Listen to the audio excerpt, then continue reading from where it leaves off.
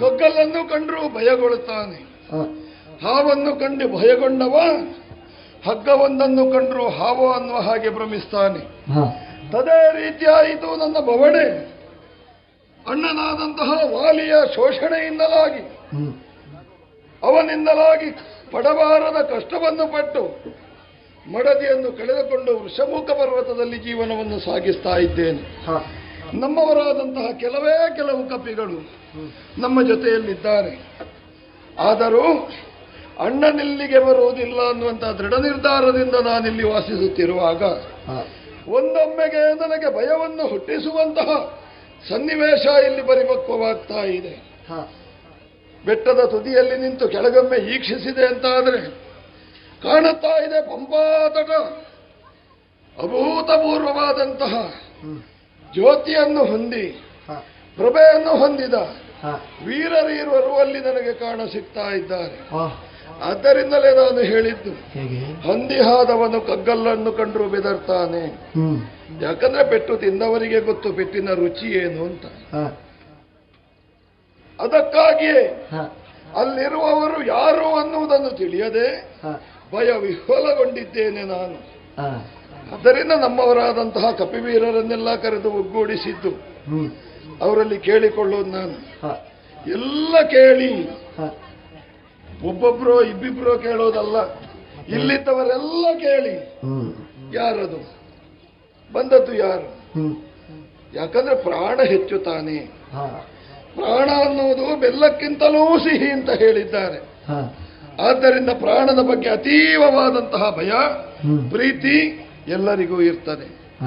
ಹಾಗಿದ್ರೆ ಬಂದವರು ಹಿತರೋ ಅಹಿತರೋ ನಮಗೆ ಗೊತ್ತಾಗಬೇಕಲ್ಲ.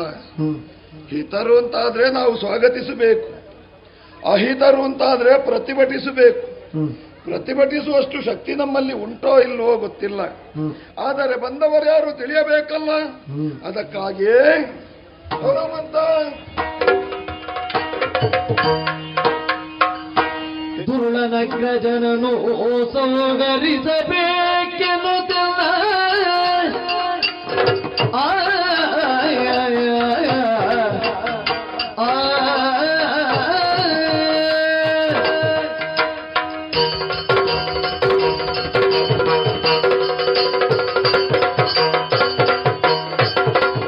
ದುರ್ಳನಗ್ರಜನು ಸೌಗರಿಸಬೇಕೆನ್ನುತ್ತಿಲ್ಲ. ಕರೆಸಿತಾನಿವರನು ಮಾರುತಾತ್ಮಜ ವೈರಿಗಳಾನಿವರು ಹಿತರಾಗಲಿ. ಮಾರುತಾತ್ಮಜ ನೀನು ಹೋಗಿ ಬಾರಯ್ಯ ಬೇರೊಂದು ರೂಪಿಂದ ಅವನಿಪ್ಪ ಬಳಿಗೈದಿ ಕಾರಣೀಕರ ಕಂಡು ಕರೆತಾಯ.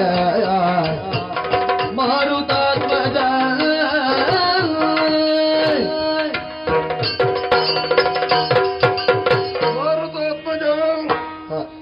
ಹನುಮಂತನನ್ನು ಹತ್ತಿರ ಕರೆದಿದ್ದೇನೆ.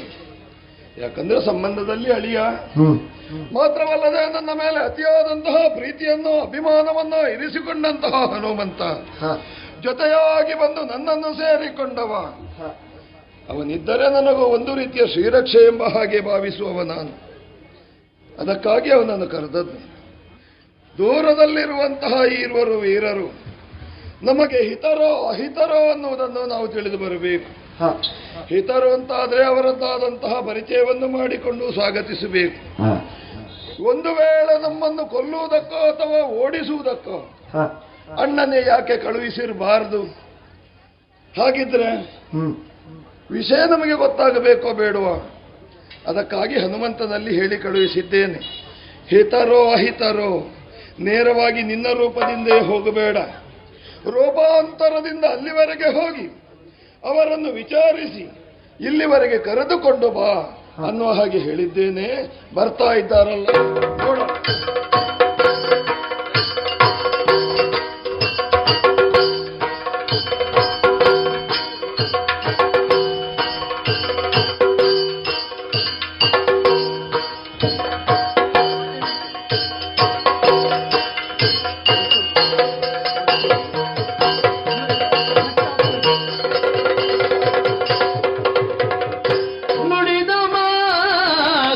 ಎಡವಿಲ್ಲದೆ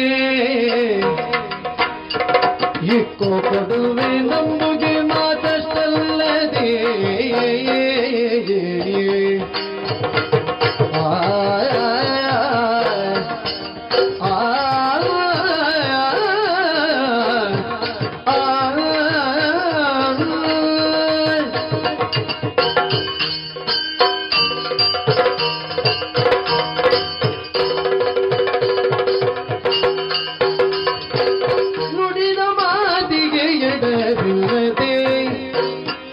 ಇಕ್ಕೋ ಕೊಡುವೆ ನಂಬುಗೆ ಮಾತಲ್ಲದೆ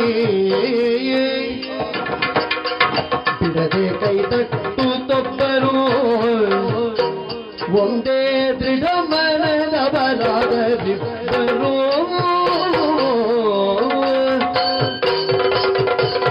ನುಡಿದ ಮಾತಿಗೆ ಎಡರಿಲ್ಲದೆ ಇಕ್ಕೋ ಕೊಡುವೆ ನಂಬುಗೆ ಮಾತಲ್ಲದೆ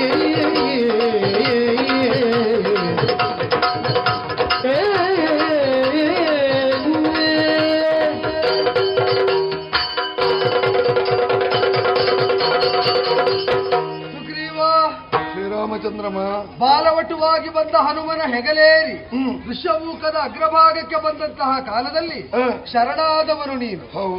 ಸುಗ್ರೀವನಾಮಕನಾದಂತಹ ಕಪಿಪುಂಗವನ ಸಹಾಯದಿಂದ ಕಳೆದು ಹೋದ ಸೀತೆಯ ಇರವನ್ನು ಅನ್ವೇಷಿಸಬಹುದು. ಪ್ರಪಂಚದ ಎಲ್ಲಾ ಸ್ಥಳಗಳ ಪರಿಜ್ಞಾನ ಚೆನ್ನಾಗುಂಟು ಅಂತ ಕಬಂಧನಾಮಕನಾದ ಸಪ್ತಗಂಧರ್ವ ಆಡಿದ್ದನ್ನು ಅವತರಿಸಿ ಪಂಪಾ ತೀರದಲ್ಲಿ ನಿನಗಾಗಿಯೇ ಹುಡುಕುತ್ತಾ ಇದ್ದ. ನಿನ್ನ ಸಹಾಯಕ್ಕೆ ಅಂತ ಬಂದ್ರೆ ನೀನೇ ಶರಣಾದ. ಕತೆ ಕೇಳಿದ್ರೆ ಅಗ್ರಜನಾದ ವಾಲಿ ಪರಾಕ್ರಮದಿಂದ ನಿನ್ನನ್ನು ಹಿಮ್ಮೆಟ್ಟಿಸಿದ್ದನ್ನು ಸಾಧ್ಯಂತವಾಗಿ ನಿರೂಪಿಸ್ತಾ ಸಾಗಿ. ಹೌದು ಸ್ವಾಮಿ. ಅವನೇ ಮದುವೆ ಮಾಡಿಕೊಟ್ಟು ತಂದೆ ಸ್ಥಾನದಲ್ಲಿ ನಿಂತು ನಿಮ್ಮ ಹಿತವನ್ನು ಹಾರೈಸಿದ ಭೂತಕಾಲವನ್ನು ಹಿಂದಿಕ್ಕಿ ವರ್ತಮಾನದಲ್ಲಿ ಕ್ರೂರನಾಗಿ ರಾವಣನ ಸಖ್ಯವನ್ನು ಬಲಿದಂತಹ ವಾಲಿ ರಾಕ್ಷಸ ಸ್ವಭಾವದಿಂದ ಮೇರೆ ಮೀರಿ ವರ್ತಿಸ್ತಾ ಇರುವುದನ್ನು ನೀನು ವಿಶದೀಕರಿಸಿ. ನನಗೂ ಆಗಾಗ ಅಲ್ಲೆಲ್ಲಿ ಸಂಧಿಸಿದಂತಹ ಸಜ್ಜನರು ನಿನಗಾದ ಅನ್ಯಾಯ ಅಕ್ರಮದ ಕುರಿತಾಗಿ ನಾನು ಆಡಿದ್ದರಿಂದ ಹಿಂದೆ ಮುಂದೆ ನೋಡದೆ ನಾ ಸ್ಪಷ್ಟವಾಗಿ ಆಡಿದೆ. ಕಣ್ಣಾರೆ ಕಂಡರೆ ಸೀತೆಯನ್ನು ಕದ್ದೊಯ್ದವನನ್ನು ಬಿಡುವುದಿಲ್ಲ, ನಿನ್ನ ಮಡದಿಯನ್ನು ಅಪಹರಿಸಿದ ವಾಲಿಯನ್ನು ಜೀವಂತವಾಗಿ ಬಿಡುವುದಿಲ್ಲ. ವಾಲಿನಂ ತಂ ಹನಿಷ್ಯಾಮಿ ತವ ಭಾರ್ಯಾಪಹಾರಿಣು. ನಿನ್ನ ಹೆಂಡತಿಯನ್ನು ಕದ್ದ ವಾಲಿ ಸತ್ಯ ಸಿದ್ಧ ಅಂತ ಆಡಿದಾಗ ಪ್ರತಿವಚನದಿಂದ ಕೃತಜ್ಞತಾ ರೂಪದಿಂದ ನೀನೂ ಆಡಿದೆ. ನಿನ್ನದಾದಂತಹ ವಾನರ ಪಾಳೆಯವನ್ನು ಕೂಡಿಕೊಂಡು ಸೀತಾ ಅನ್ವೇಷಣೆಗೆ ಒದಗಿ ಬರ್ತೀವಿ. ನಮ್ಮವರೆಲ್ಲ ಸೇರಿಸಿಕೊಂಡು ಬರ್ತೇವೆ. ವೈದಿಕ ಪರಿಜ್ಞಾನವನ್ನು ಹೊಂದಿದ ಹನುಮಂತ ಅಗ್ನಿಜ್ವಲನೆಯನ್ನು ಮಾಡಿದ್ದಾರೆ. ಆದ್ದರಿಂದಲೇ ಪರಸ್ಪರ ನಾವು ಕರಗಳನ್ನು ತಟ್ಟುತ್ತಾ ಅಗ್ನಿಗೆ ನಾವು ನಮಸ್ಕಾರ ಮಾಡ್ತಾ ಪ್ರದಕ್ಷಿಣ ಬಂದು ತುಲ್ಯಾರಿ ಮೈತ್ರಿಯನ್ನು ಊರ್ಜಿತವಾಗಿಸಿದ್ದು. ಅಲ್ಲಿಗೆ ಮೊದಲಿಗೆ ವಾಲಿವಧೆಯಾದ ಮೇಲೆ ಸೀತಾ ಅನ್ವೇಷಣೆಯನ್ನು ನಾವು ತೊಡಗುವುದು ಅಂತ ನಿರ್ಣಯ ಮಾಡಿದಾಗಾಯ್ತು. ಇನ್ನೇನು ವಾಲಿವಧೆಯತ್ತ ನಾವು ಮುನ್ನಡೆಯಬೇಕು ಎಂಬ ಹಂತದಲ್ಲಿ ಸುಗ್ರೀವ ಏನೋ ಒಂದು ಹಿಂದೆ ಮುಂದೆ ಯೋಚನೆ ಮಾಡ್ತಾ ಇರುವ ಹಾಗುಂಟು. ಒಂದು ಸಂದೇಹ ನನಗೆ ಆಗಾಗ ಸಂದೇಹ ಬರುವುದು. ಈಗ ಬಂದ ಸಂದೇಹ ಏನು ಅಂತ ನನಗೆ ಸಂದೇಹ. ರಾಘವ ಮಹಾವೀರ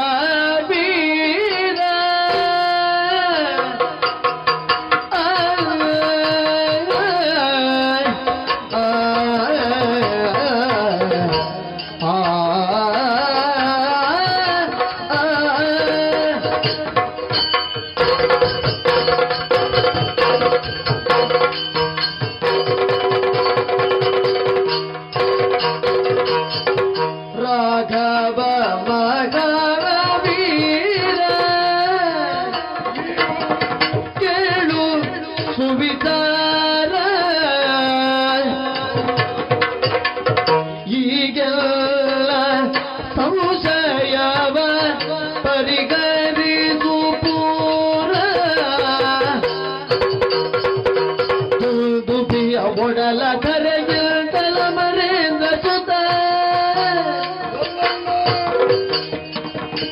ಒಂದು ಮೊಳವನು ಜಗದ ದಿಂಡಲೆತ್ತುವನು ಇಂದು ನೀ ನೆಟ್ಟಿದರೆ ಸಲತೇನ ಹೋಗಿ ಬಳಿಕ ಒಳ್ಳೆ ಮತದಿಂದನಿಗೆ ನೆರೆದು ಬೀಳಿದನು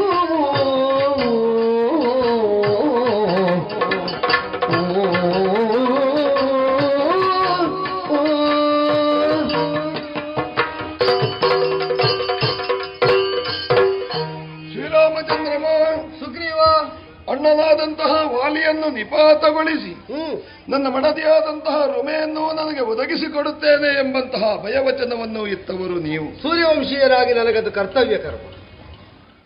ಮಾತಿನಲ್ಲಿ ನನಗೆ ಭರವಸೆ ಬಂತು, ಆದ್ರೂ ಏನೋ ಅಳುಕು ಬಿಟ್ಟು ಹೋದ ಹಾಗಿಲ್ಲ. ಕಾರಣ ಇದೆ ಸ್ವಾಮಿ. ಏನು ಕಾರಣ? 10 ಬಾರಿ ಪೆಟ್ಟು ತಿಂದವರಿಗೆ ಯಾರಲ್ಲಿ ಮಾತನಾಡ್ಲಿಕ್ಕೂ ಧೈರ್ಯ ಬರುವುದಿಲ್ಲ. ಭರವಸೆ ಮಾತಾಗಿ ಹೊಮ್ಮಿದ್ದು, ಹ, ಪೆಟ್ಟು ಭೌತಿಕವಾಗಿ ತಾಗಿದ್ದು.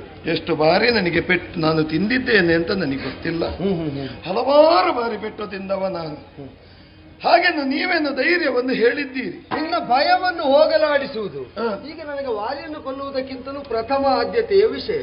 ನಿನ್ನ ಭಯ ಹೋಗಬೇಕು ಅಂತ ಅದ್ರಿಗೆ ಏನಾಗಬೇಕು? ಕಾರಣ ಉಂಟು. ಯಾಕಂದ್ರೆ ನೀವೇನೇನು ಕಾರ್ಯ ಮಾಡಿದ್ದೀರೋ ಅದನ್ನು ನಾನು ಕೇಳಿ ತಿಳಿದದ್ದೇ ವಿನಃ ಪ್ರತ್ಯಕ್ಷವಾಗಿ ಯಾವುದನ್ನು ಕಾಣಲಿಲ್ಲಲ್ಲ.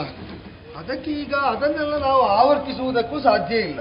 ಈಗ ನೀನೇ ಹೇಳಿದ ಶಿವಧನುರ್ಭಂಜನವಾಗಲಿ, ಈಗ ತಾಟಕಿಯನ್ನು ಮಾರೀಚ ಸುಬಾಹುಗಳನ್ನು ನಿಗ್ರಹಿಸಿದ್ದಾಗಲಿ, ಅಲ್ವಾ? ಖರಾದಿದಾನವರನ್ನು ಮತಿಸಿದ್ದಾಗಲಿ, ಅಲ್ವಾ? ನೀವು ಕೇಳಿದ ವಿಚಾರ ನನ್ನ ಬದುಕಿನ ಅನುಭವ. ಅದು ನಾನು ನೋಡಿದ್ದಲ್ಲ. ಪ್ರತ್ಯಕ್ಷವಾಗಿ ಯಾವುದನ್ನು ಕಾಣದೆ ನಂಬುವುದಕ್ಕೆ ಒಂದು ಒಳ ಮನಸ್ಸು ಯಾಕೋ ಹಿಂದೆ ಸರಿಯುತ್ತಾ ಉಂಟು. ಈಗ ಯಾವುದರ ಪ್ರಾತ್ಯಕ್ಷಿಕೆ ನಿನ್ನ ಮುಂದೆಯೇ ತೋರಿಕೊಟ್ರೆ ನಿನಗೆ ನಂಬಿಕೆ ಬಂದಿತ್ತು ಅಂತ ನನಗೆ ಸಂದೇಹ ಇದೆ. ಬೇರೇನೂ ಇಲ್ಲ ಸ್ವಾಮಿ. ಆದ್ರೆ ಏನೋ ಒಂದು ನನ್ನ ಅಣ್ಣನ ಬಲುಹಿನ ಬಗ್ಗೆ ದೃಢವಾದಂತಹ ಬಲವನ್ನು ಹೊಂದಿದವ ನಾನು. ನನ್ನ ಅಣ್ಣನಿಗೆ ಎಷ್ಟು ಬಲ ಉಂಟು ನೋಡಿ ಅಲ್ಲಿ.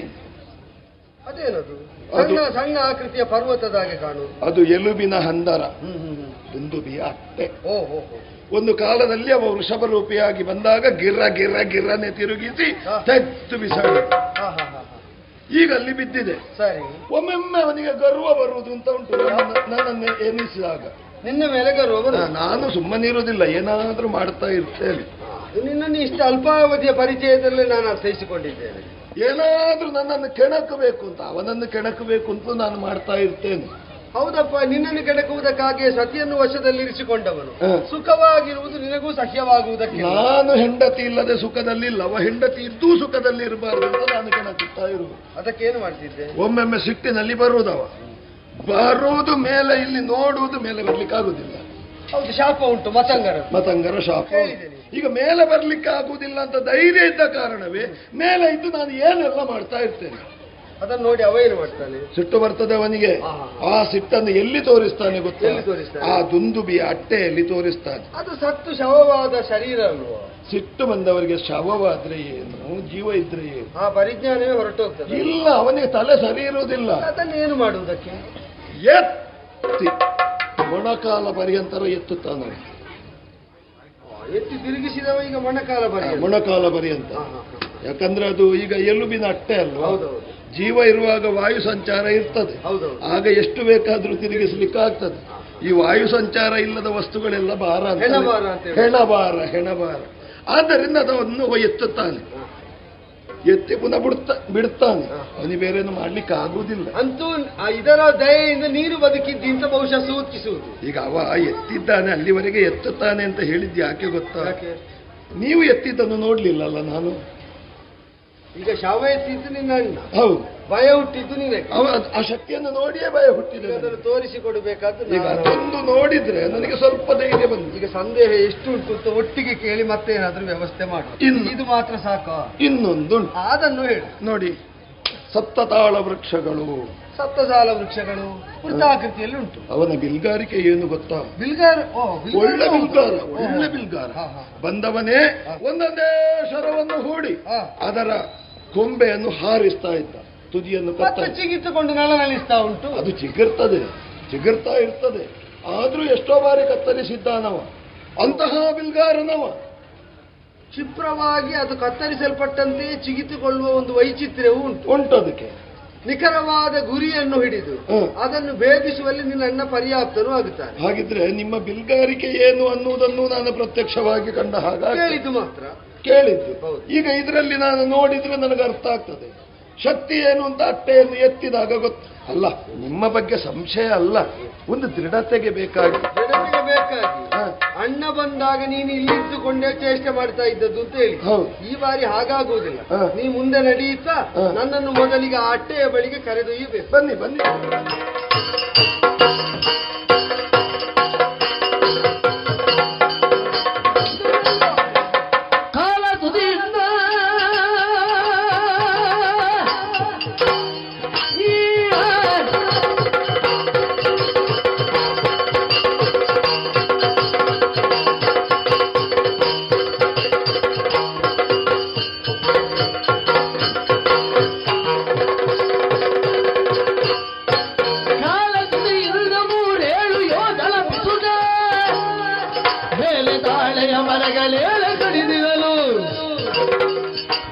ತುದಿಯಿಂದ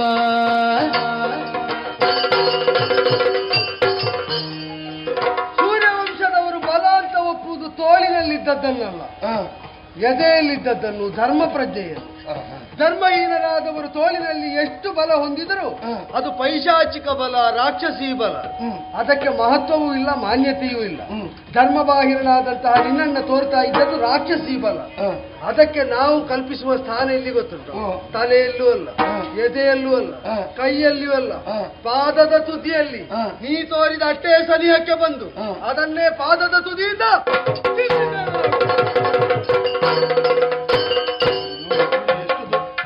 ಹನುಮಂತ ಹಿಂದೆ ಓಡಿ ಹೋದಲ್ಲ. 3 ಮತ್ತು 7 10 ಯೋಜನೆ ಹಾರಿಸಿ ಲೆಕ್ಕ ಇಟ್ಟೆ ಹಾರಿಸಿ. ಅವ ಮೊಣಕಾಲ ಪರ್ಯಂತ ಸಾಹಸದಿಂದೆತ್ತುತ್ತಾ ಇದ್ದದ್ದು. ನಾನು 10 ಯೋಜನಕ್ಕೆ ನಿರ್ಣಾಯಕವಾಗಿ ಅದನ್ನು ಹಾರಿಸಿ ಕಳೆದೆ. ಇನ್ನು ಎತ್ತುವವನು ಬದುಕುವುದಕ್ಕಿಲ್ಲ, ಎತ್ತುವುದಕ್ಕಿದ್ದದ್ದು ಇಲ್ಲಿ ಉಳಿಯುವುದಿಲ್ಲ ಎಂಬುದರ ಸೂಚನೆ. ದೇಹದ ಬಲದ ಬಗ್ಗೆ ನಮಗೆ ಧೈರ್ಯ ಬಂತು. ಇನ್ಯಾವುದು ಬಾಣದ ಬಲದ ಬಗ್ಗೆ? ಬಿಲ್ಗಾರಿಕೆ ಹೇಗೆ ಅಂತ ಒಂದು ಕತ್ತರಿಸಿದಂತಹ ಗಿಡ ಕೆಲವೊಮ್ಮೆ ಚಿಗಿತುಕೊಳ್ಳುವುದು ಪ್ರಕೃತಿ. ಕತ್ತರಿಸಿದ ಮರುಕ್ಷಣದಲ್ಲೇ ಅದು ಚಿಗಿತುಕೊಳ್ತದೆ ಅಂತ ಅದರ ವಿಕೃತಿ. ಈ ವಿಕೃತಿ ಇಲ್ಲಿ ಸಂಭವಿಸ್ತದೆ. ವಾಲಿ ಇದನ್ನು ಕತ್ತರಿಸಿದ ಹಾಗೆ ಅದು ಮತ್ತೆ ಚಿಗಿತುಕೊಳ್ತದೆ ಅಂತ ಆದ್ರೆ ಅದರ ಮೂಲ ಬೇರಿನಲ್ಲೇ ಇರಬೇಕು. ಸಮೀಪಕ್ಕೆ ಬಂದು ಅದನ್ನೇ ಪಾದಾಂಗುಷ್ಟದಲ್ಲಿ ಅದು ಅದು ಅದು ಅಲ್ಲಿ ನೋಡಿದ್ಯಾ, ವೃತ್ತಾಕಾರದಲ್ಲಿ ಇದ್ದದ್ದು ಸರಳ ರೇಖೆಗೆ ಬಂದು ನಿಂತಿತ್ತು. ಹಾಗಾದರೆ ಇದರ ದುಷ್ಟ ಮೂಲ ಅದರ ಬೇರಿನಲ್ಲೇ ಇರುವುದೆಂಬುದನ್ನು ಗ್ರಹಿಸಿ ಮಹಾಸ್ತ್ರವೊಂದನ್ನು ತೆಗೆದು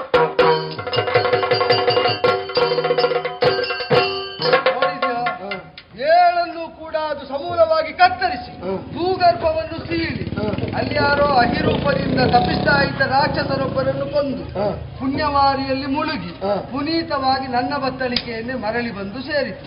ಇಷ್ಟು ಕಂಡಲ್ಲಿಗೆ ಈಗ ನೀನು ಹೇಳಬೇಕು, ಸಮಾಧಾನ ಆಯ್ತೋ ಶಂಕೆ ಉಳಿದಿದ್ದು? ಈಗ ಧೈರ್ಯ ಬಂತು ಸ್ವಾಮಿ, ನನಗೆ ಈಗ ಧೈರ್ಯ ಬಂತು. ರಘುವರನ ಸಾಗಸವ ನಿಜ ಕಂಡು ಸುಗ್ರೀವ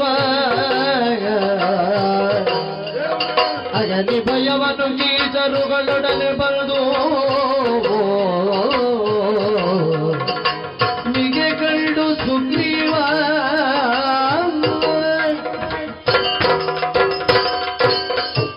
ಇದುವರೆಗೆ ನನ್ನ ಮನದಲ್ಲಿದ್ದಂತಹ ಭಯ ಈ ಹೊತ್ತಿನಲ್ಲಿ ನಿವಾರಣೆಯಾಗಿದೆ ಅನ್ನುವುದಕ್ಕೆ ದ್ಯೋತಕವಾಗಿ ನಮ್ಮೊಂದಿಗಿದ್ದಂತಹ ಕೀಶಗಳನ್ನೆಲ್ಲ ಕರೆದುಕೊಂಡು ಪದಮೂಲದಲ್ಲಿ ಬಿದ್ದಿದ್ದೇನೆ ಸ್ವಾಮಿ. ಲೆಕ್ಕಾಚಾರದ 4 ಮಂದಿ ಇದ್ದರೂ ಕೂಡ ನಿನ್ನ ನಾಯಕತ್ವವನ್ನು ಒಪ್ಪಿದ ಪ್ರಾಮಾಣಿಕರವರು. ಅಷ್ಟು ಮಂದಿಯು ನೀವು ಶರಣಾಗುವುದಕ್ಕಲ್ಲ ಇದು ಕಾಲ. ನಿಮ್ಮ ಸೌಹೃದ ನನಗೆ ಅರ್ಥ ಆಗಿದೆ. ವಾಲಿಯನ್ನು ಮರಳಿ ನೀನು ಕರೆದು ಹೆಂಡತಿಯನ್ನು ಕೊಡ್ತೀಯೋ ಇಲ್ವೋ ಅಂತ ನಿರ್ಣಾಯಕವಾಗಿ ಕೇಳುವುದನ್ನು ನಾನು ಕೇಳಬೇಕು ಅಷ್ಟೇ. ಹೌದು, ನೀವು ಧೈರ್ಯ ಹೇಳ್ತೀರಿ ಅಂತ ನಾನು ನಿನ್ನ ಜೊತೆಯಲ್ಲೇ ಇದ್ದೇನೆ. ನೀವು ಧೈರ್ಯ ಹೇಳ್ತೀರಿ, ಅಂತಪುರಕ್ಕೆ ಹೋಗಿ ಬರ್ತೇನೆ. ಈಗ ಅಂತಪುರದಲ್ಲಿ ಇದ್ರು ಇಲ್ಲಿಂದ ಬರಬೇಕು ಅಷ್ಟು. ಯಾಕೆಂದ್ರೆ ನಿನಗೆ ಹೋಗುವ ಸ್ವಾತಂತ್ರ್ಯ ಉಂಟು, ಅದು ನಿನ್ನ ಅಂತಪುರ. ನಾ ಬರಲಾರೆ. ಪುರ ಪ್ರವೇಶ ಮಾಡದ ನಿರ್ಬಂಧ ವನವಾಸಿಯಾದ ನನಗುಂಟು.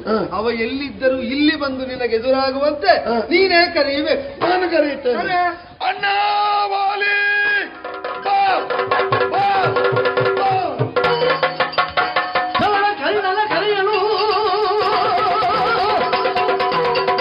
ಅಣ್ಣನ ಕರೆಯಲು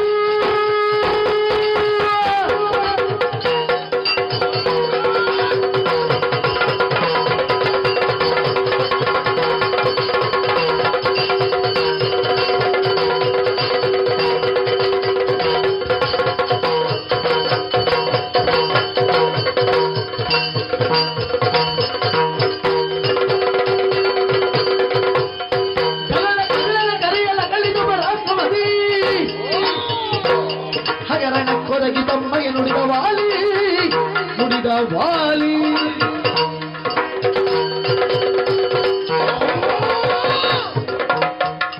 ಒಂದು ಕ್ಷಣದ ವಿಶ್ರಾಂತಿಯನ್ನು ಅನುಭವಿಸುವುದಕ್ಕೂ ಸುಗ್ರೀವ ಬಿಡುವುದಕ್ಕೆ ಸಾಧ್ಯ ಇಲ್ಲ ಅಂತಾಗಿ ಹೋಯ್ತಲ್ಲ. ಆಗೊಮ್ಮೆ ಈಗೊಮ್ಮೆ ನೆನಪಾಗುವಾಗಲೆಲ್ಲ ಅಣ್ಣ ಯುದ್ಧಕ್ಕೆ ಬಾ. ಅದ್ಯಾಕೆ ಯುದ್ಧಕ್ಕೆ ಬರುವುದಿದ್ರೆ ಅಣ್ಣ ಬೇಕು ಅಂತ ಇದ್ರೆ ಯುದ್ಧಕ್ಕೆ ಬರಬೇಕು ಅಂತ ಕೇಳುವುದು ಯಾಕೆ? ಬದುಕುವ ಬುದ್ಧಿ ಅಂತ ಅಣ್ಣ ಅಂತ ಹೇಳಿದ್ರೆ ನಾವು ಹೊಡೆಯುವಾಗಲೂ ಒಂದು ದಾಕ್ಷಿಣ್ಯ ಇಟ್ಟುಕೊಳ್ತೇವೆ. ಬದುಕಲಿಕ್ಕಾಗಿ ಇಷ್ಟು ವರ್ಷ ಅಣ್ಣ ಅಂತ ಹೇಳ್ಕೊಂಡ, ಆದ್ರೆ ನನ್ನ ಬದುಕನ್ನು ಕಸಿಯುವುದಕ್ಕಾಗಿಯೇ ಯಾವಾಗಲೂ ಕಿರುಕುಳ. ಏನು ಮಾಡೋಣ? ಸುಗ್ರೀವ ವಾವೆಯಲ್ಲಿ ನನಗೆ ತಮ್ಮನಾಗಿ ಬಿಟ್ಟ. ಇಲ್ಲದೆ ಇದ್ರೆ ಅವ ಹೇಳ ಹೆಸರಿಲ್ಲದಂತೆ ಅವಳನ್ನು ಧೂಳಿ ದೂಸರ ಮಾಡಿ ಬಿಸಾಡ್ತಾ ಇದ್ದೆ. ಒಂದು ಕನಿಕರ, ಏನಿದ್ರು ಎಷ್ಟಿದ್ರು ಒಂದು ಕಾಲದಲ್ಲಿ ನಾವು ಒಟ್ಟಿಗೆ ಬದುಕಿದವರು ಎನ್ನುವುದಕ್ಕೆ ಅವನನ್ನು ಬಿಟ್ಟಿದ್ದೆ. ಇಲ್ಲದೆ ಇದ್ರೆ ವಾಲಿಯ ಸಮ್ಮುಖದಲ್ಲಿ ಯುದ್ಧ ಎಂಬುದಾಗಿ ಕೈ ಎತ್ತಿದವನ ತೋಳನ್ನು ಬುಡದಿಂದ ಕತ್ತರಿಸಿ ಹಾಕುವ ವಾಲಿ ಸುಗ್ರೀವನನ್ನು ಜೀವಂತ ಬಿಟ್ಟಿದ್ದಾರೆ ಯಾಕೆ ಎನ್ನುವ ಪ್ರಶ್ನೆಗೆ ಉತ್ತರ ಇಷ್ಟೇ. ವಾಲಿಯ ಔದಾರ್ಯದ ಭಿಕ್ಷೆ. ವಾಲಿಯನ್ನು ಪ್ರಪಂಚದಲ್ಲಿ ತುಡುಕಿ ಬದುಕಿದವರಿಲ್ಲ. ಅಂತಲ್ಲಿ ಸುಗ್ರೀವನೊಬ್ಬ ಅಪವಾದಕ್ಕೆ ಸಿಲುಕಿದನಲ್ಲ, ನನಗೊಂದು ಕಲೆಯಾಗಿ ಹೋಯ್ತಲ್ಲ. ಇವತ್ತು ಅವನ ಪಿತ್ತ ಎಲ್ಲ ಇಳಿಸಬೇಕು. ಅವನ ಸೊಂಟ ಮುರಿಯುತ್ತಾನೆ ಇವತ್ತು. ಎಲ್ಲಿದ್ದಾರೆ?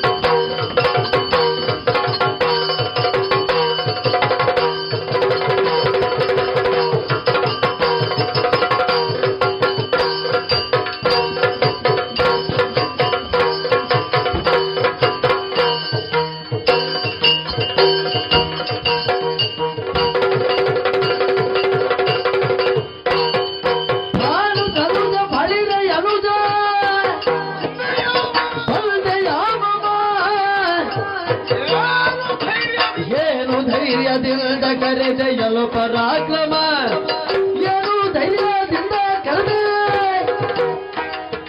ಪರಾಕ್ರಮ. ಸುಗ್ರೀವ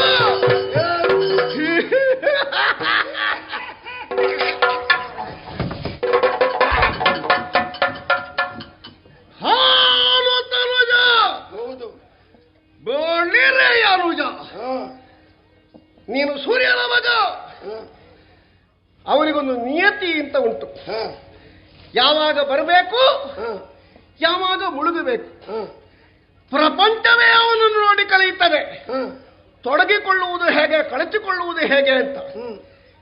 ಅವನ ಮಗನಾಗಿ ನಿನ್ನ ಜೀವನದಲ್ಲಿ ಅಂತಹ ಒಂದು ಶಿಸ್ತಿನ ಗಂಧ ಗಾಳಿಯೂ ಇಲ್ಲದಾಗಿ ಹೋಯಿತಲ್ಲ. ಯಾಕೆ? ನೀನು ಯಾವಾಗಲೂ ಬರುವುದು? ಯಾವಾಗ? ನಿನಗೆ ನೆನಪಾಗುವಾಗ್ಲೋ? ಅಲ್ಲ, ನಾನು ಹೊಡೆದ ಪೆಟ್ಟಿನ ಮಾಯ ಆಯಿತು, ಗಾಯ ಇಲ್ಲ, ಉರಿ ಕಡಿಮೆ ಆಗಿದೆ ಅಂತ ಆಗುವಾಗ ಬರುವುದು. ಅಲ್ಲ, ನೀವು ಹೆಚ್ಚುಗಾರಿಕೆಯನ್ನು ಸಂಪಾದಿಸಿ ವಾಲಿಯನ್ನು ತುಡುಕುವುದಕ್ಕೆ ನಮಗೆ ಧೈರ್ಯ ಬಂತು ಎನ್ನುವುದನ್ನು ಏನೋ ಒಂದು ಸಾಧನೆಯಲ್ಲೇ ಇರಿಸಿಕೊಂಡು ಇನ್ನು ನಾವು ಹೋಗಿ ಎದುರು ನಿಲ್ತೇವೆ ಎನ್ನುವಂತಹ ಒಂದು ಧೈರ್ಯದಲ್ಲಿ ಬರುವುದು. ಅದಕ್ಕಾಗಿಯೇ ಕೇಳುವುದು, ಏನು ಧೈರ್ಯದಿಂದ ಕರೆದ ಎಲ್ಲ ಪರಾಕ್ರಮ. ನಿನ್ನ ಪರಾಕ್ರಮ ನನ್ನ ಎಲೆಗೆ ಸಮಾನ. ಸುಗ್ರೀವ, ನಿನ್ನ ಜಾತಿ ಗುಣ, ನಿನ್ನ ಜಾತಕ ಗುಣ, ನಿನ್ನದ್ದಾದಂತಹ ಅಬ್ಬನೆಯ ಗುಣ ಎಲ್ಲ ತಿರಿಸೇನು. ನಾನು ಯಾಕೆ ಬಂದದ್ದು ಗೊತ್ತಾ? ಮಾಲಿನಿಯನ್ನು ಬಿಡುವುದಕ್ಕೆ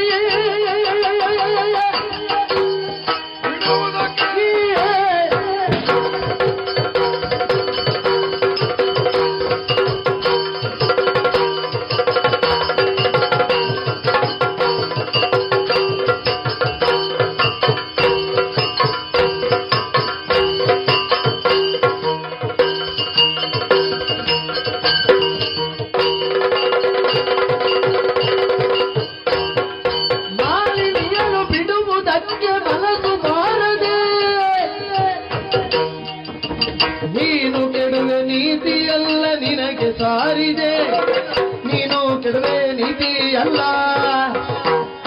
ನಿನಗೆ ಸಾರಿದೆ.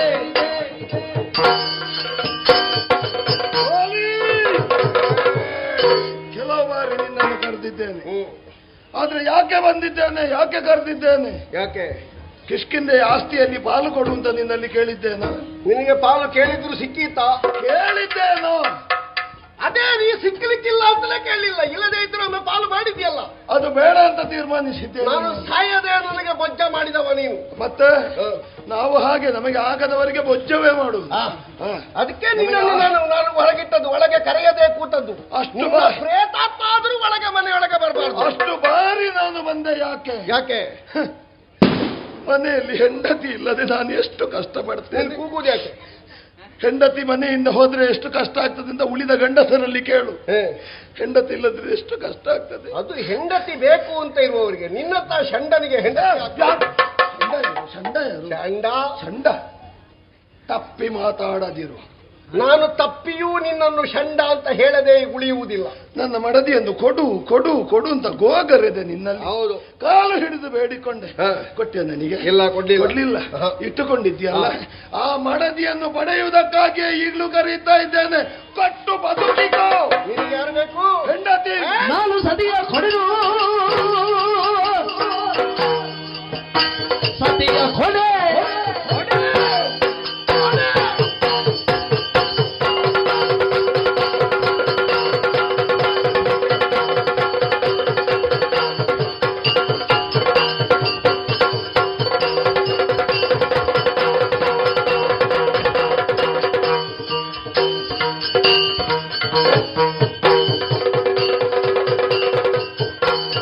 ನಾನು ಸತಿಯ ಕೊಡೆನು ಜಮದಿ ಮರಳಿ ಹೋಗಲ. ನೀನು ಹಿಂದೆ ಪಡೆದ ಭಂಗವೆಲ್ಲ ಮರದೆಲ್ಲ.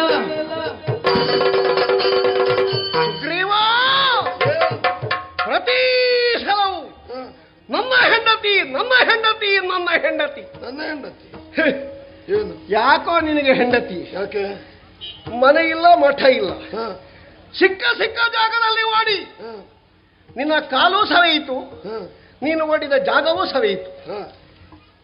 ಬೇಕಾ ಹೆಂಡತಿ? ಈಗ ಮನೆ ಮಠ ಇಲ್ಲದವರಿಗೆ ಹೆಂಡತಿ ಬೇಡುವ? ಯಾಕೆ? ಮನೆ ಮಠ ಇಲ್ಲದವರಿಗೆ ಹೆಂಡತಿ ಅವಶ್ಯಕತೆ ಹೆಚ್ಚು. ಹೆಂಡತಿ ಅಂತ ಹೇಳಿದ್ರೆ ಒಂದು ಸಾಕಲಿಕ್ಕೆ ತ್ರಾಣ ಬೇಕು, ಓ, ಸಾಕುವುದಕ್ಕೆ ಯೋಗ್ಯತೆ ಬೇಕು ಅವರಿಗೆ. ಹ, ಹ, ಹ, ಹ, ನಿನ್ನ ಹೆಂಡತಿಯು ಗಂಡ ಬೇಕು ಅಂತ ಹ. ಕೇಳಿದ ಪ್ರಕರಣ ನನಗೆ ನೆನಪಿಲ್ಲ. ಹೌದಾ? ನೀನು ಮಾತ್ರ ಬೊಬ್ಬೆ ಹೊಡೆಯುವುದು. ಸ್ವಲ್ಪ ಹೆದರಿಕೆ ಅವಳಿಗೆ. ನಿನಗೆ ಹೆಂಡತಿ ಬೇಕಾ? ಬೇಕು ಬೇಕು. ನಾ ಕೊಡುವುದಿಲ್ಲ. ಕೊಡು. ನಾನು ಕೊಡೇನು ಜವಾನಿ. ಹ, ಕೊಡುವುದೇ ಇಲ್ಲ ಅಂತಲ್ಲ, ಕೊಡುವುದೇ ಇಲ್ಲ ಅಂತಲ್ಲ, ಕೊಡ್ತೇನೆ. ಮತ್ತೇನಾಗ್ಬೇಕು? ಅದು ಯಾವಾಗ ಕೊಡ್ತೇನೆ ಎನ್ನುವುದು ನನ್ನ ತೀರ್ಮಾನಕ್ಕೆ ಬಿಟ್ಟದ್ದು. ಹ, ಹ. ಯಾಕೆ? ನನ್ನ ಹೆಂಡತಿಯನ್ನು ನಾನು ನೀನು ಕೊಡುವಲ್ಲಿವರೆಗೆ ನಾನು ಕಾಯ್ಬೇಕು. ನಿನಗೆ ಹೆಂಡತಿ ಮಾಡಿದ್ದೆ ನಾನು. ಎಂತ ದುರದೃಷ್ಟ. ನಿನಗೆ ಹೆಂಡತಿ ಮಾಡಿದ್ದೆ ನಾನು. ಹೌದಪ್ಪ, ಗೊತ್ತಿದೆ. ಅದರಿಂದಲೇ ನಾನು ನಿನ್ನಂತಹ ಒಬ್ಬ ಡುಮ್ಮನಿಗೆ ಹೆಂಡತಿ ಬೇಕು ಅಂತ ಅನಿಸಿದ್ದೆ ನನಗೆ. ಅರ್ಥ ಆಯ್ತಾ? ನನಗೆ ಈಗ ಗೊತ್ತಾಯ್ತು. ಏನು? ನನಗೆ ಹೆಂಡತಿ ಬೇಕು ಅಂತ ನಿನಗೆ ಯಾಕೆ ಅನಿಸಿತು? ಯಾಕೆ? ನಾನು ಡುಮ್ಮ ಅಲ್ಲ. ಹೌದು. ಡುಮ್ಮನಿಂದ ಏನು ಆಗುವುದಿಲ್ಲ ಅಂತ ನೀನು ಇಲ್ಲಿ ಕೇಳು. ಹ. ಹೇಳಿದ ಭಾಷೆ ಇಲ್ಲದೆ ಇದ್ದವ, ಓ, ಮಾಡಿದ ಕೆಲಸದಲ್ಲಿ ನಿಷ್ಠೆ ಇಲ್ಲದೆ ಇದ್ದವ, ವಿಶ್ವಾಸಘಾತಕಿ, ಪಾತಕಿ, ನೀನು ನನ್ನನ್ನು ವಂಚಿಸಿದವ. ಮಾಯಾವಿಯ ಪ್ರಕರಣ. ಹೌದು. ನಾನು ನೀನು ಒಟ್ಟಿಗೆ ಹೋದವರು. ಹೌದು. ಗುಹೆಯ ಒಳಗೆ ನಾನು ಹೋಗುವಾಗ ನನ್ನ ಕಾಲ ಮೇಲೆ ಪ್ರಮಾಣ ಮಾಡು ಅಂತ ಹೇಳಿದ್ದೆ. ಹಾಗೆ ನಡ್ಕೊಂಡಿಯಾ ನೀನು? ಅದು ಮಾಡುವ ನಡ್ಕೊಂಡಿ. ಪರಿಸ್ಥಿತಿ ಹಾಗಾಗಿ ಹೋಯಿ. ಎಂತದ ಪರಿಸ್ಥಿತಿ? ಈಗ ನಾನು ಸತ್ತೆ ಅಂತ ಇಟ್ಟುಕೋ, ನನ್ನ ಹೆಣ ಹುಡುಕಿಸಿದ್ಯಾ? 77 ಕೋಟಿ ಕಪಿನಾಯಕರು 18 ಅರ್ಬುದ ವಾನರ ಸೇನೆ ಇತ್ತಲ್ಲ, ಆ ಕಲ್ಲನ್ನು ತೆಗಿಲಿಕ್ಕೆ ಧೈರ್ಯ ಬೇಕಲ್ಲ. ಎಂತದ್ದು ಧೈರ್ಯ? ಎಲ್ಲಾದ್ರೂ ಹೊರಗೆ ಬಂದ್ರೆ ಅಕ್ಕ ನೋಡು, ನಿನಗೆ ಒಬ್ಬರಿಗೆ ಧೈರ್ಯ ಇರಲಿಲ್ಲ. ಇಷ್ಟು ಪರಾಕ್ರಮಿಗಳಿದ್ದರಲ್ಲ ಹನುಮಂತಾದಿಗಳು, ನೀನು ಅವರಿಗೆ ಹೋಗಿ ಹೇಳಿದ್ಯಾ? ಹೇಳಲಿಲ್ಲ. ನಾನು ಹೀಗೆ ಕಲ್ಲಿಟ್ಟು ಬಂದಿದ್ದೇನೆ, ಒಳಗೆ ಅಣ್ಣ ಇದ್ದಾನ, ಕಡೆ ಪಕ್ಷದಲ್ಲಿ ಅಣ್ಣನ ಹೆಣವಾದರೂ ನಿನಗೆ ಸಿಕ್ಕಬೇಕು ಎನ್ನುವಂತಹ ಒಂದು ಭಾವ ಇರಲಿಲ್ವಾ? ಸತ್ತ ಮೇಲೆ ಹೆಣ ಸಿಕ್ಕಿದ್ರೆ ಏನು, ಸಿಕ್ಕದಿದ್ರೆ ಏನು? ನೋಡು, ನಮಗೆ ಬೇಕಾದವರ ಹೆಣವನ್ನಾದರೂ ನಾವು ಬಿಡುವುದಿಲ್ಲ. ಅದನ್ನು ಹಿಡಿ ಬೂದಿ ಮಾಡುವುದು ನಮ್ಮ ಹೊಣೆ ಎನ್ನುವುದು ಕುಟುಂಬದವರಿಗಿರುವಂತಹ ವಾತ್ಸಲ್ಯ. ನೀನು ನೋಡು, ಪಲಾಯನ ಸೂತ್ರ ಹೇಳುವವ ನಾನು ನಿನ್ನಂತ ಸ್ವಾರ್ಥಿ ಪ್ರಪಂಚದಲ್ಲಿ ಸಿಕ್ಕಲಿಕ್ಕಿಲ್ಲ. ಸತ್ಯವೇಳೆ ಹೆಣ ಯಾಕೆ ಪಾಪಿ ಭಾವಿಸಿದ್ದು ಹೇಗೆ ಹೇಗೆ? ಹೆಣ ಅಲ್ಲಿ ಇರ್ಲಿಕ್ಕಿಲ್ಲ. ಹೌದಾ? ಅಕ್ಕಸಲ್ವಾ? ಆಯ್ತು ಬಿಡು. ಮಂಗನ ಮಾಂಸ ತಿಂದಿದ್ರೆ ಆಯ್ತು ಬಿಡು. ಊರಿಗೆ ಹೋದಿ, ಹ. ಅಲ್ಲಿ ರಾಜ್ಯಾಂಗಗಳನ್ನೆಲ್ಲ ಬದಲಿಸಿದೆಯಂತೆ, ಸಚಿವ ಸಂಪುಟವನ್ನೆಲ್ಲ ಬದಲು ಮಾಡಿದೆಯಂತೆ. ಅದ್ಯಾಕೆ? ಹೊಸ ಅಧಿಕಾರ ಬರುವಾಗ ಸಂಪುಟ ವಿಸ್ತರಣೆ ಮಾಡಬೇಕು. ಮೊದಲು ನನಗೆ ನಿಷ್ಠರಾಗಿದ್ದವರನ್ನೆಲ್ಲ ಬದಲಿಸಲಿಕ್ಕೆ ಕಾರಣ ನಿನ್ನ ರಾಜಕೀಯ ಬೇಳೆ ಬೇಯುವುದಿಲ್ಲ ಅಂತ. ನೀನು ನನ್ನ ಹೆಂಡತಿಯನ್ನು ಪಕ್ಕದಲ್ಲಿ ಕುಳ್ಳಿರಿಸಿಕೊಂಡಿಯಲ್ಲ, ಅದ್ಯಾಕೆ? ಅವರೇ ಬಂದು ಕೂತು ಅವಳು ಕೂತುಕೊಳ್ಳುವಾಗ ನಿನ್ನ ನಾಲಿಗೆಗೆ ದನ ಬೆಟ್ಟಿದ. ಅವರಾಗಿ ಬಂದು ಕೂತುಕೊಳ್ಳುವಾಗ ನಾವೇನು ಮಾಡ್ಲಿಕ್ಕೆ ಆಗ್ತದೆ? ಎದ್ದು ಹೋಗಿ. ಆಯ್ತು, ನನ್ನ ಹೆಂಡತಿ ನಿನ್ನೊಟ್ಟಿಗೆ ಅವಳಾಗಿ ಬಂದು ಕೂತದ್ದು. ಉಳಿದವರು ಏನು ಹೇಳಲಿಲ್ಲ. ಈಗ ನಿನ್ನ ಹೆಂಡತಿಯನ್ನು ನಾನು ಬಲಾತ್ಕಾರದಿಂದ ಇಟ್ಟುಕೊಂಡಿದ್ದೇನೆ, ಬಾಕಿದವರು ಹೇಳಿ ಯಾರಾದರೂ? ಅಲ್ಲ, ಅವರಿಗೆ ಧೈರ್ಯ. ಅದೇ ಅವರಿಗೆ ಧೈರ್ಯ ಇಲ್ಲ. ಅವರಿಗೆ ಧೈರ್ಯ ಇಲ್ಲ. ಯಾಕೆ? ನನ್ನಲ್ಲಿ ಉಂಟು. ನಿನ್ನ ಹೆಂಡತಿಯನ್ನು ನಾ ಕೊಡುವುದಿಲ್ಲ. ಯಾಕೆ? ನಿನಗೆ ಧೈರ್ಯ ಸಾಲದು, ನೀ ಹುಡುಗ, ನಿನಗೆ ಹೆಂಡತಿಯನ್ನು ಸಾಕುವ ಯೋಗ್ಯತೆ ಇಲ್ಲ, ಹಣೆ ಬರ ಇಲ್ಲ. ಆದ್ದರಿಂದ ಹೋಗ್ತೀಯಾ, ಮೊದಲು ಪಡೆದಂತೆ ಪೆಟ್ಟು ತಿಂತೀಯಾ? ನನ್ನ ಪೆಟ್ಟಿನ ರುಚಿ ಗೊತ್ತಿಲ್ಲ. ಅಳಕವಲ್ಲ ಮೊದಲಿನಂತೆ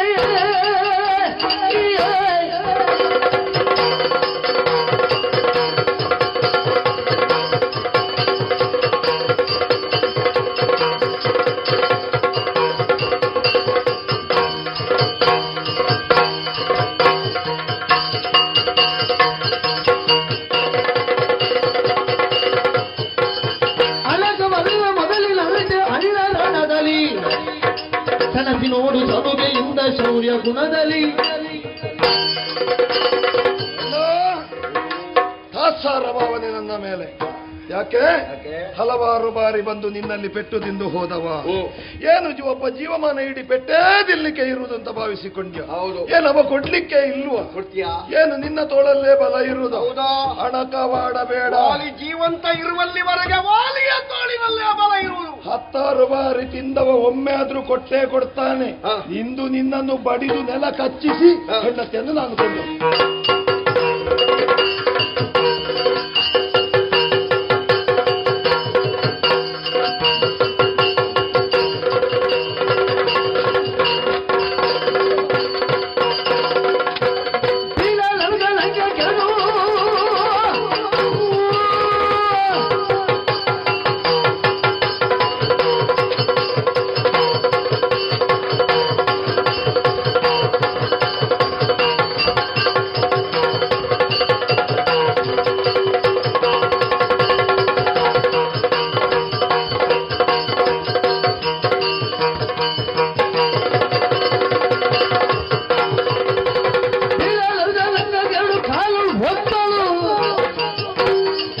ಹೋಗು ಸಾಯುತ್ತ ಮನೆಗೆ ನಡೆದಳು.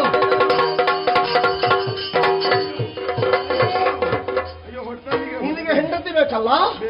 ನಿನಗೆ ಹೆಂಡತಿ ಬೇಕು. ಈಗ ಬೇಕಾ ಹೆಂಡತಿ? ಬೇಕಾ? ಈಗಲೇ ಹೆಂಡತಿ ಹೆಂಡತಿ ಬೇಕು. ಸತ್ರು ನನಗೆ ಹೆಂಡತಿ ಬೇಕು. ಹೆಂಡತಿ ಬೇಕು. ಬಿದ್ದಿದ್ದಾನೆ ಪಾಪಿ. ಯಾವಾಗಲೂ ಹಾಗೆ ನನ್ನಲ್ಲಿ ಯುದ್ಧ ಮಾಡಿದ್ರೆ ಕವಚೇ ಬೀಳುದವ. ಯಾಕೆ? ಮುಖಕ್ಕೆ ಎಲ್ಲಿ ಆದ್ರೂ ಪೆಟ್ಟು ಬಿದ್ರೆ ನಾಳೆ ದಾರಿಯಲ್ಲಿ ಸಿಕ್ಕುವಾಗ ಇವನಿಗೆ ಪೆಟ್ಟು ಬಿದ್ದಿದೆ ಅಂತ ಗೊತ್ತಾಗುದಿಲ್ವಾ? ಅದಕ್ಕೆ ಮುಖ ಕೊಡುವುದಿಲ್ಲ ಪಾಪಿ. ಕೊಡುವ ಮುಖ ಬೇಕಲ್ಲ ಇವನಲ್ಲಿ. ಬಿದ್ದಿದ್ದಾನೆ, ಬಿದ್ದವರನ್ನು ಹೊಡಿಬಾರ್ದು, ಒದಿಬಾರ್ದು ಅಂತ ಉಂಟ ಶಾಸ್ತ್ರ. ಒದಿಬಾರ್ದು ಅಂತ ಇಲ್ಲ. ಈಗ ಯಾವ ಕಾಲಲ್ಲಿ ಒದಿಯುವುದು ಇವನಿಗೆ? ಯಾವ ಕಾಲಲ್ಲಿ? ಬಲದ ಕಾಲಲ್ಲ. ನನ್ನ ಬಲದ ಕಾಲೆಲ್ಲ ಇವನಂತವನಿಗೆ ಒದಿಲಿಕ್ಕಿರುವುದಾ? ಎಡದ ಕಾಲಲ್ಲಿ ಒದಿಯುವುದಾ? ಸಾಕಾದೀತಾ? ಸಾಲ್ತು. ಅದಕ್ಕಾಗಿ ಎರಡೂ ಕಾಲಲ್ಲಿ ಒದಿಬೇಕು.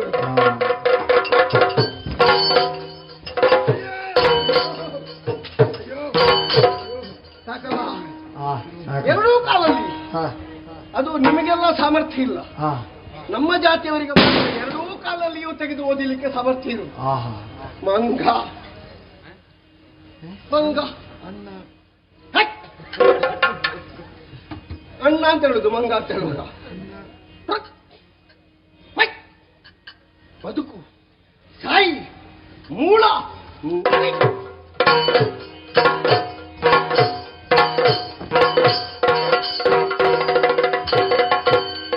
ಹೋದಲೆಳೆದು ತಿಳಿಯುವುದಾದ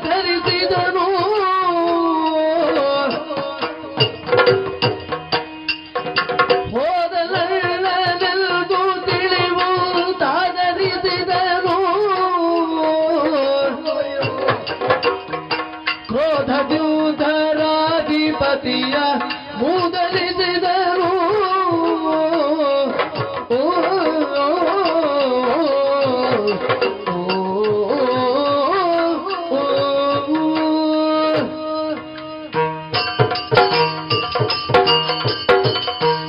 ರೂಢಿಯಲ್ಲಿ ಒಂದು ಮಾತುಂಟು, ಸುಮ್ಮನೆ ಇದ್ದ ಮಗ ಬಡ್ಡಿಗೆ ತಕೊಂಡ ಅಂತ.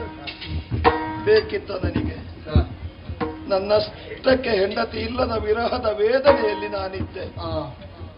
ಒಬ್ಬ ಬಂದ, ನಾನಿದ್ದೇನೆ ಅಂತ ಹೇಳಿದ. ದೊಡ್ಡಣ್ಣ, ಹೌದಪ್ಪ, ನಾವೆಲ್ಲ ಹಾಗೆ, ನಾವೆಲ್ಲ ಹೀಗೆ, ನಾವು ಅದು ಮಾಡಿದ್ದೇವೆ, ನಾವು ಇದು ಮಾಡಿದ್ದೇವೆ, ನಮ್ಮದೊಳ್ಳೆ ಪ್ರಚಾರ ಉಂಟು. ನಾನು ಸತ್ಯ ಅಂತ ನಂಬಿದ್ದು. ಅವನನ್ನು ಹಿಡ್ಕೊಂಡಾದ್ರೂ ಇವನಿಗೆ ನಾಲ್ಕು ಬಡಿದು ಹೆಂಡತಿಯೊಂದು ನನ್ನ ಕೈವಶವಾಗ್ತಾಳೆ ಅಂತ ಎಲ್ಲಿ ಉಂಟು? ಬಿತ್ತಲ್ಲ. ಮತ್ತೆ ರೂಢಿಯಲ್ಲಿ ಒಂದು ಮಾತು ಕೇಳಿದ್ದೇನೆ ನಾನು, ಎಂತದಯ್ಯ? ಬಡತನವನ್ನು ನಿವಾರಣೆ ಮಾಡ್ಲಿಕ್ಕೆ ಆಗ್ತದೆ, ಈ ದಾರಿದ್ರ್ಯವನ್ನು ನಿವಾರಣೆ ಮಾಡ್ಲಿಕ್ಕೆ ಆಗುವುದಿಲ್ಲ. ಬಡವನಿಗೆ ಒಂದಿಷ್ಟು ಕೊಟ್ರೆ ಅವನ ಬಡತನ ನಿವಾರಣೆ ಆಯ್ತು. ದರಿದ್ರನಿಗೆ ಎಷ್ಟು ಕೊಟ್ಟರೂ ಅವನಲ್ಲಿ ಅದು ಉಳಿಯುವುದಿಲ್ಲ. ಅವನಿಗೆ ನಾನು ದಟ್ಟ ದರಿದ್ರ, ನಾನು ಹುಟ್ಟು ದರಿದ್ರ. ಯಾರ್ಯಾರನ್ನು ಹೇಳುದು? ಯಾಕೆ ನನ್ನ ಓ ಅಣ್ಣ ತುಂಬಾ ನೋವಾಯ್ತೇನಪ್ಪ. ಇಲ್ಲ, ಕೈ ಕೊಡ್ಲಿಯ ಬೇಡ, ನೀನು ಈಗ ಕೊಟ್ಟದ್ದೇ ಸಾಕು ನನಗೆ. ವಿಶ್ವನಾಯಕ ನಿನ್ನ ವಾಕ್ಯವ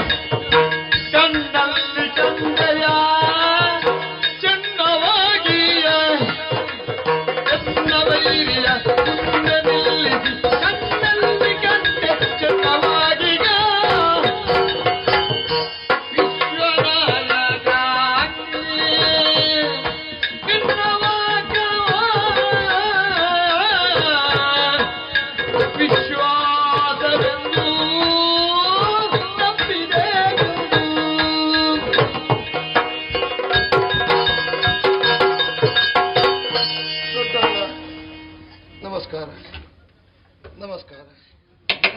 ನಿನ್ನ ನಮಸ್ಕಾರ ಹೊಸದಾಗಿ ನನಗೆ ಯಾಕೆ? ಸ್ವಲ್ಪ ಸುಧಾರಿಸಿಕೋ. ಯಾರು? ಲಕ್ಷ್ಮಣನ ಮುಂದೆ ಬಂದು ಕೇಳಿ, ಸ್ವಲ್ಪ ಗಾಳಿ ಹಾಕ್ಲಿಕ್ಕೆ ಇಲ್ಲ. 6 ತಿಂಗಳು ಬೇಕು ಇನ್ನು ಸುಧಾರಣೆಗೆ. ಇದು ಸುಧಾರಣೆ ಒಂದು ಸಲ ಆದ್ರೆ 6 ತಿಂಗಳು ಹಾಗೇನ ಲೆಕ್ಕ. ಅದು ಒಂದು ಕೆಲವು ಪಂಡಿತರೆಲ್ಲ ಮದ್ದು ಕೊಡ್ತಾರೆ. ಇದು 48 ದಿವಸ, ಇದು 30 ದಿವಸ, ಹೀಗೆಲ್ಲ ತಗೊಳ್ಬೇಕು ಅಂತ. ನನ್ನ ಅಣ್ಣನ ಪೆಟ್ಟು ಬಿದ್ರೆ ಹಾಗೆ ಒಂದು 6 ತಿಂಗಳ ಪರ್ಯಂತರ ನನಗೆ ಎದ್ದು ನಿಲ್ಲಿಕ್ಕೆ ಆಗೋದಿಲ್ಲ. ಅಂತಹ ಸ್ಥಿತಿ. ಸ್ವಾಮಿ, ನಾನು ನಿನ್ನನ್ನು ಸತ್ಯ ಅಂತ ನಂಬಿದ್ದಲ್ವ? ಅದಕ್ಕೀಗೇನಾಯ್ತು? ಈಗ ಅಲ್ವ ಗೊತ್ತಾದ್ದು? ಏನು ಗೊತ್ತಾಯ್ತು? ಬಾಯಲ್ಲಿ ಮಾತ್ರ ಅಂತ. ಹೋಗು, ಅಣ್ಣನನ್ನು ಕರಿ, ಹೊಡೆಯವನಿಗೆ ಕೊಂದು ಕೊಡ್ತೇನೆ. ಅಲ್ಲ, ನಾನು ಹೊಡೆದುಕೊಳ್ತಿದ್ರೆ ಮತ್ತೆ ನಿಮ್ಮ ಸಹಾಯ ನನಗೆ ಬೇಕು. ನಾನು ಕೇಳಿದ್ದೇನೆ ಸ್ವಾಮಿ, ಸೂರ್ಯವಂಶದಲ್ಲಿ ಹುಟ್ಟಿದಂಥವರು ಮನುವ, ಮಾಂಧಾತನೋ, ಭಗೀರಥನೋ, ದಿಲೀಪನೋ, ಶಿಬಿಯೋ, ಎಂತೆಂಥವರು ಹರಿಶ್ಚಂದ್ರನು ಮೊದಲಾದವರೆಲ್ಲ ಆಳಿದ್ದಾರಂತೆ, ಮಾಡಿದ್ದಾರಂತೆ. ಕೇವಲ ಒಂದು ಪಕ್ಷಿಯ ಮಾಂಸ ದೇಹವನ್ನು ಉಳಿಸುವುದಕ್ಕಾಗಿ ಶಿಬಿ ಚಕ್ರವರ್ತಿ ಶರೀರದ ಮಾಂಸವನ್ನು ಕೆತ್ತಿಕೊಟ್ಟನಂತೆ. ನೀವೆಂಥದ್ದು? ಆ ವಂಶದಲ್ಲಿ ಹುಟ್ಟಿ ಯಾರ್ಯಾರನ್ನು ಚೂ ಬಿಟ್ಟು. ಅಲ್ಲ, ನಿಮಗೇನಾದ್ರೂ ಚಟ ಉಂಟ? ಸತ್ಯ ಹೇಳುವುದು ನಾನು. ಏನಾದ್ರೂ ಕೆಲವರಿಗುಂಟು. ಕೋಳಿಯ ಕಾಲಿಗೆ ಕತ್ತಿ ಕಟ್ಟಿ ಬಿಡುವುದು. ಅರ್ಥದಲ್ಲ? ಮಂಗಗಳ ಕಾಳಗಲ್ಲ. ಹೌದು, ಕೋಳಿ ಕಾಳಗ ಉಂಟು. ಕುದುರೆಗಳ ಜೂಜುಂಟು, ಅದೆಲ್ಲ ಹಣ ಮಾಡಲಿಕ್ಕೆ. ಮತ್ತೊಂದು ಮನರಂಜನೆ, ಎಲ್ಲಿಯೂ ಮಂಗಗಳ ಕಾಳಗ, ಈ ಜೂಜು ಇದೆಲ್ಲೂ. ನಿಮಗೆ ಮಂಗಗಳು ಹೊಡೆಯುವುದನ್ನೊಮ್ಮೆ ನೋಡಬೇಕು ಅಂತ ಆಸೆ ಇತ್ತ. ಸ್ವಾಮಿ, ಏನೇ ಆಗಲಿ ಪುಕ್ಕಟೆಯಾಗಿ ನಿಮಗೊಂದು ಮನರಂಜನೆ ಕೊಟ್ಟಿದ್ದೇನೆ. ನನ್ನ ಅಣ್ಣನನ್ನು ಕರೆದು 4 ತಿಂದಿದ್ದೇನೆ. ಇನ್ನು ನಿಮ್ಮ ಸಹವಾಸ ನನಗೆ ಬೇಡ. ಅಂದ್ರೆ ಬರುವಾಗ ನಿಮ್ಮಲ್ಲಿ ಏನು ಯಾರೂ ಕೇಳಿರ್ಲಿಕ್ಕಿಲ್ಲ, ಹೋಗುವಾಗಲೂ ನಿಮ್ಮಲ್ಲಿ ಯಾರೂ ಏನು ಕೇಳುವುದಿಲ್ಲ. ಬಂದ ಹಾಗೆ ಒಮ್ಮೆ ವಿಜಯಂಗೈಬೇಕು ಅಂತ ಕೇಳುವುದು ಸಾಕು. ಸ್ವಲ್ಪ ಧೈರ್ಯ ತಾಳ. ಧೈರ್ಯ ತಾಳಯ್ಯ ಸೂರ್ಯನಂದನಾಯ ಕಾರ್ಯವೆಸಗನು ಮೋಸವಾಗಿತು ಸೂರ್ಯ ನಂದನಾಯ.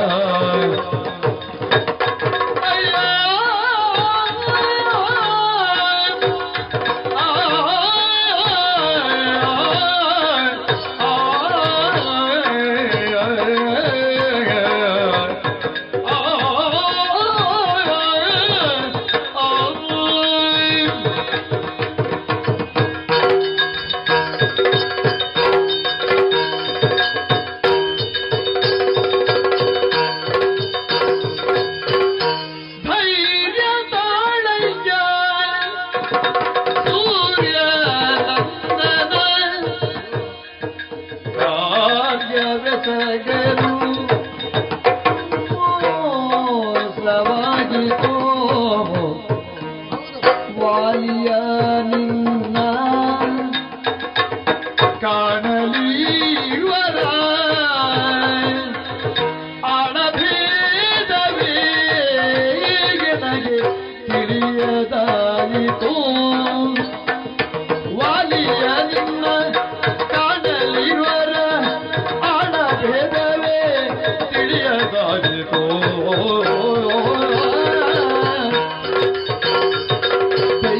ತಾಳಯ ಸೂರ್ಯನಂದನ ಕಾರ್ಯವಸಗಲು ಮೋಸವಾಯಿತು ಸೂರ್ಯನಂದನ. ಅಯ್ಯೋ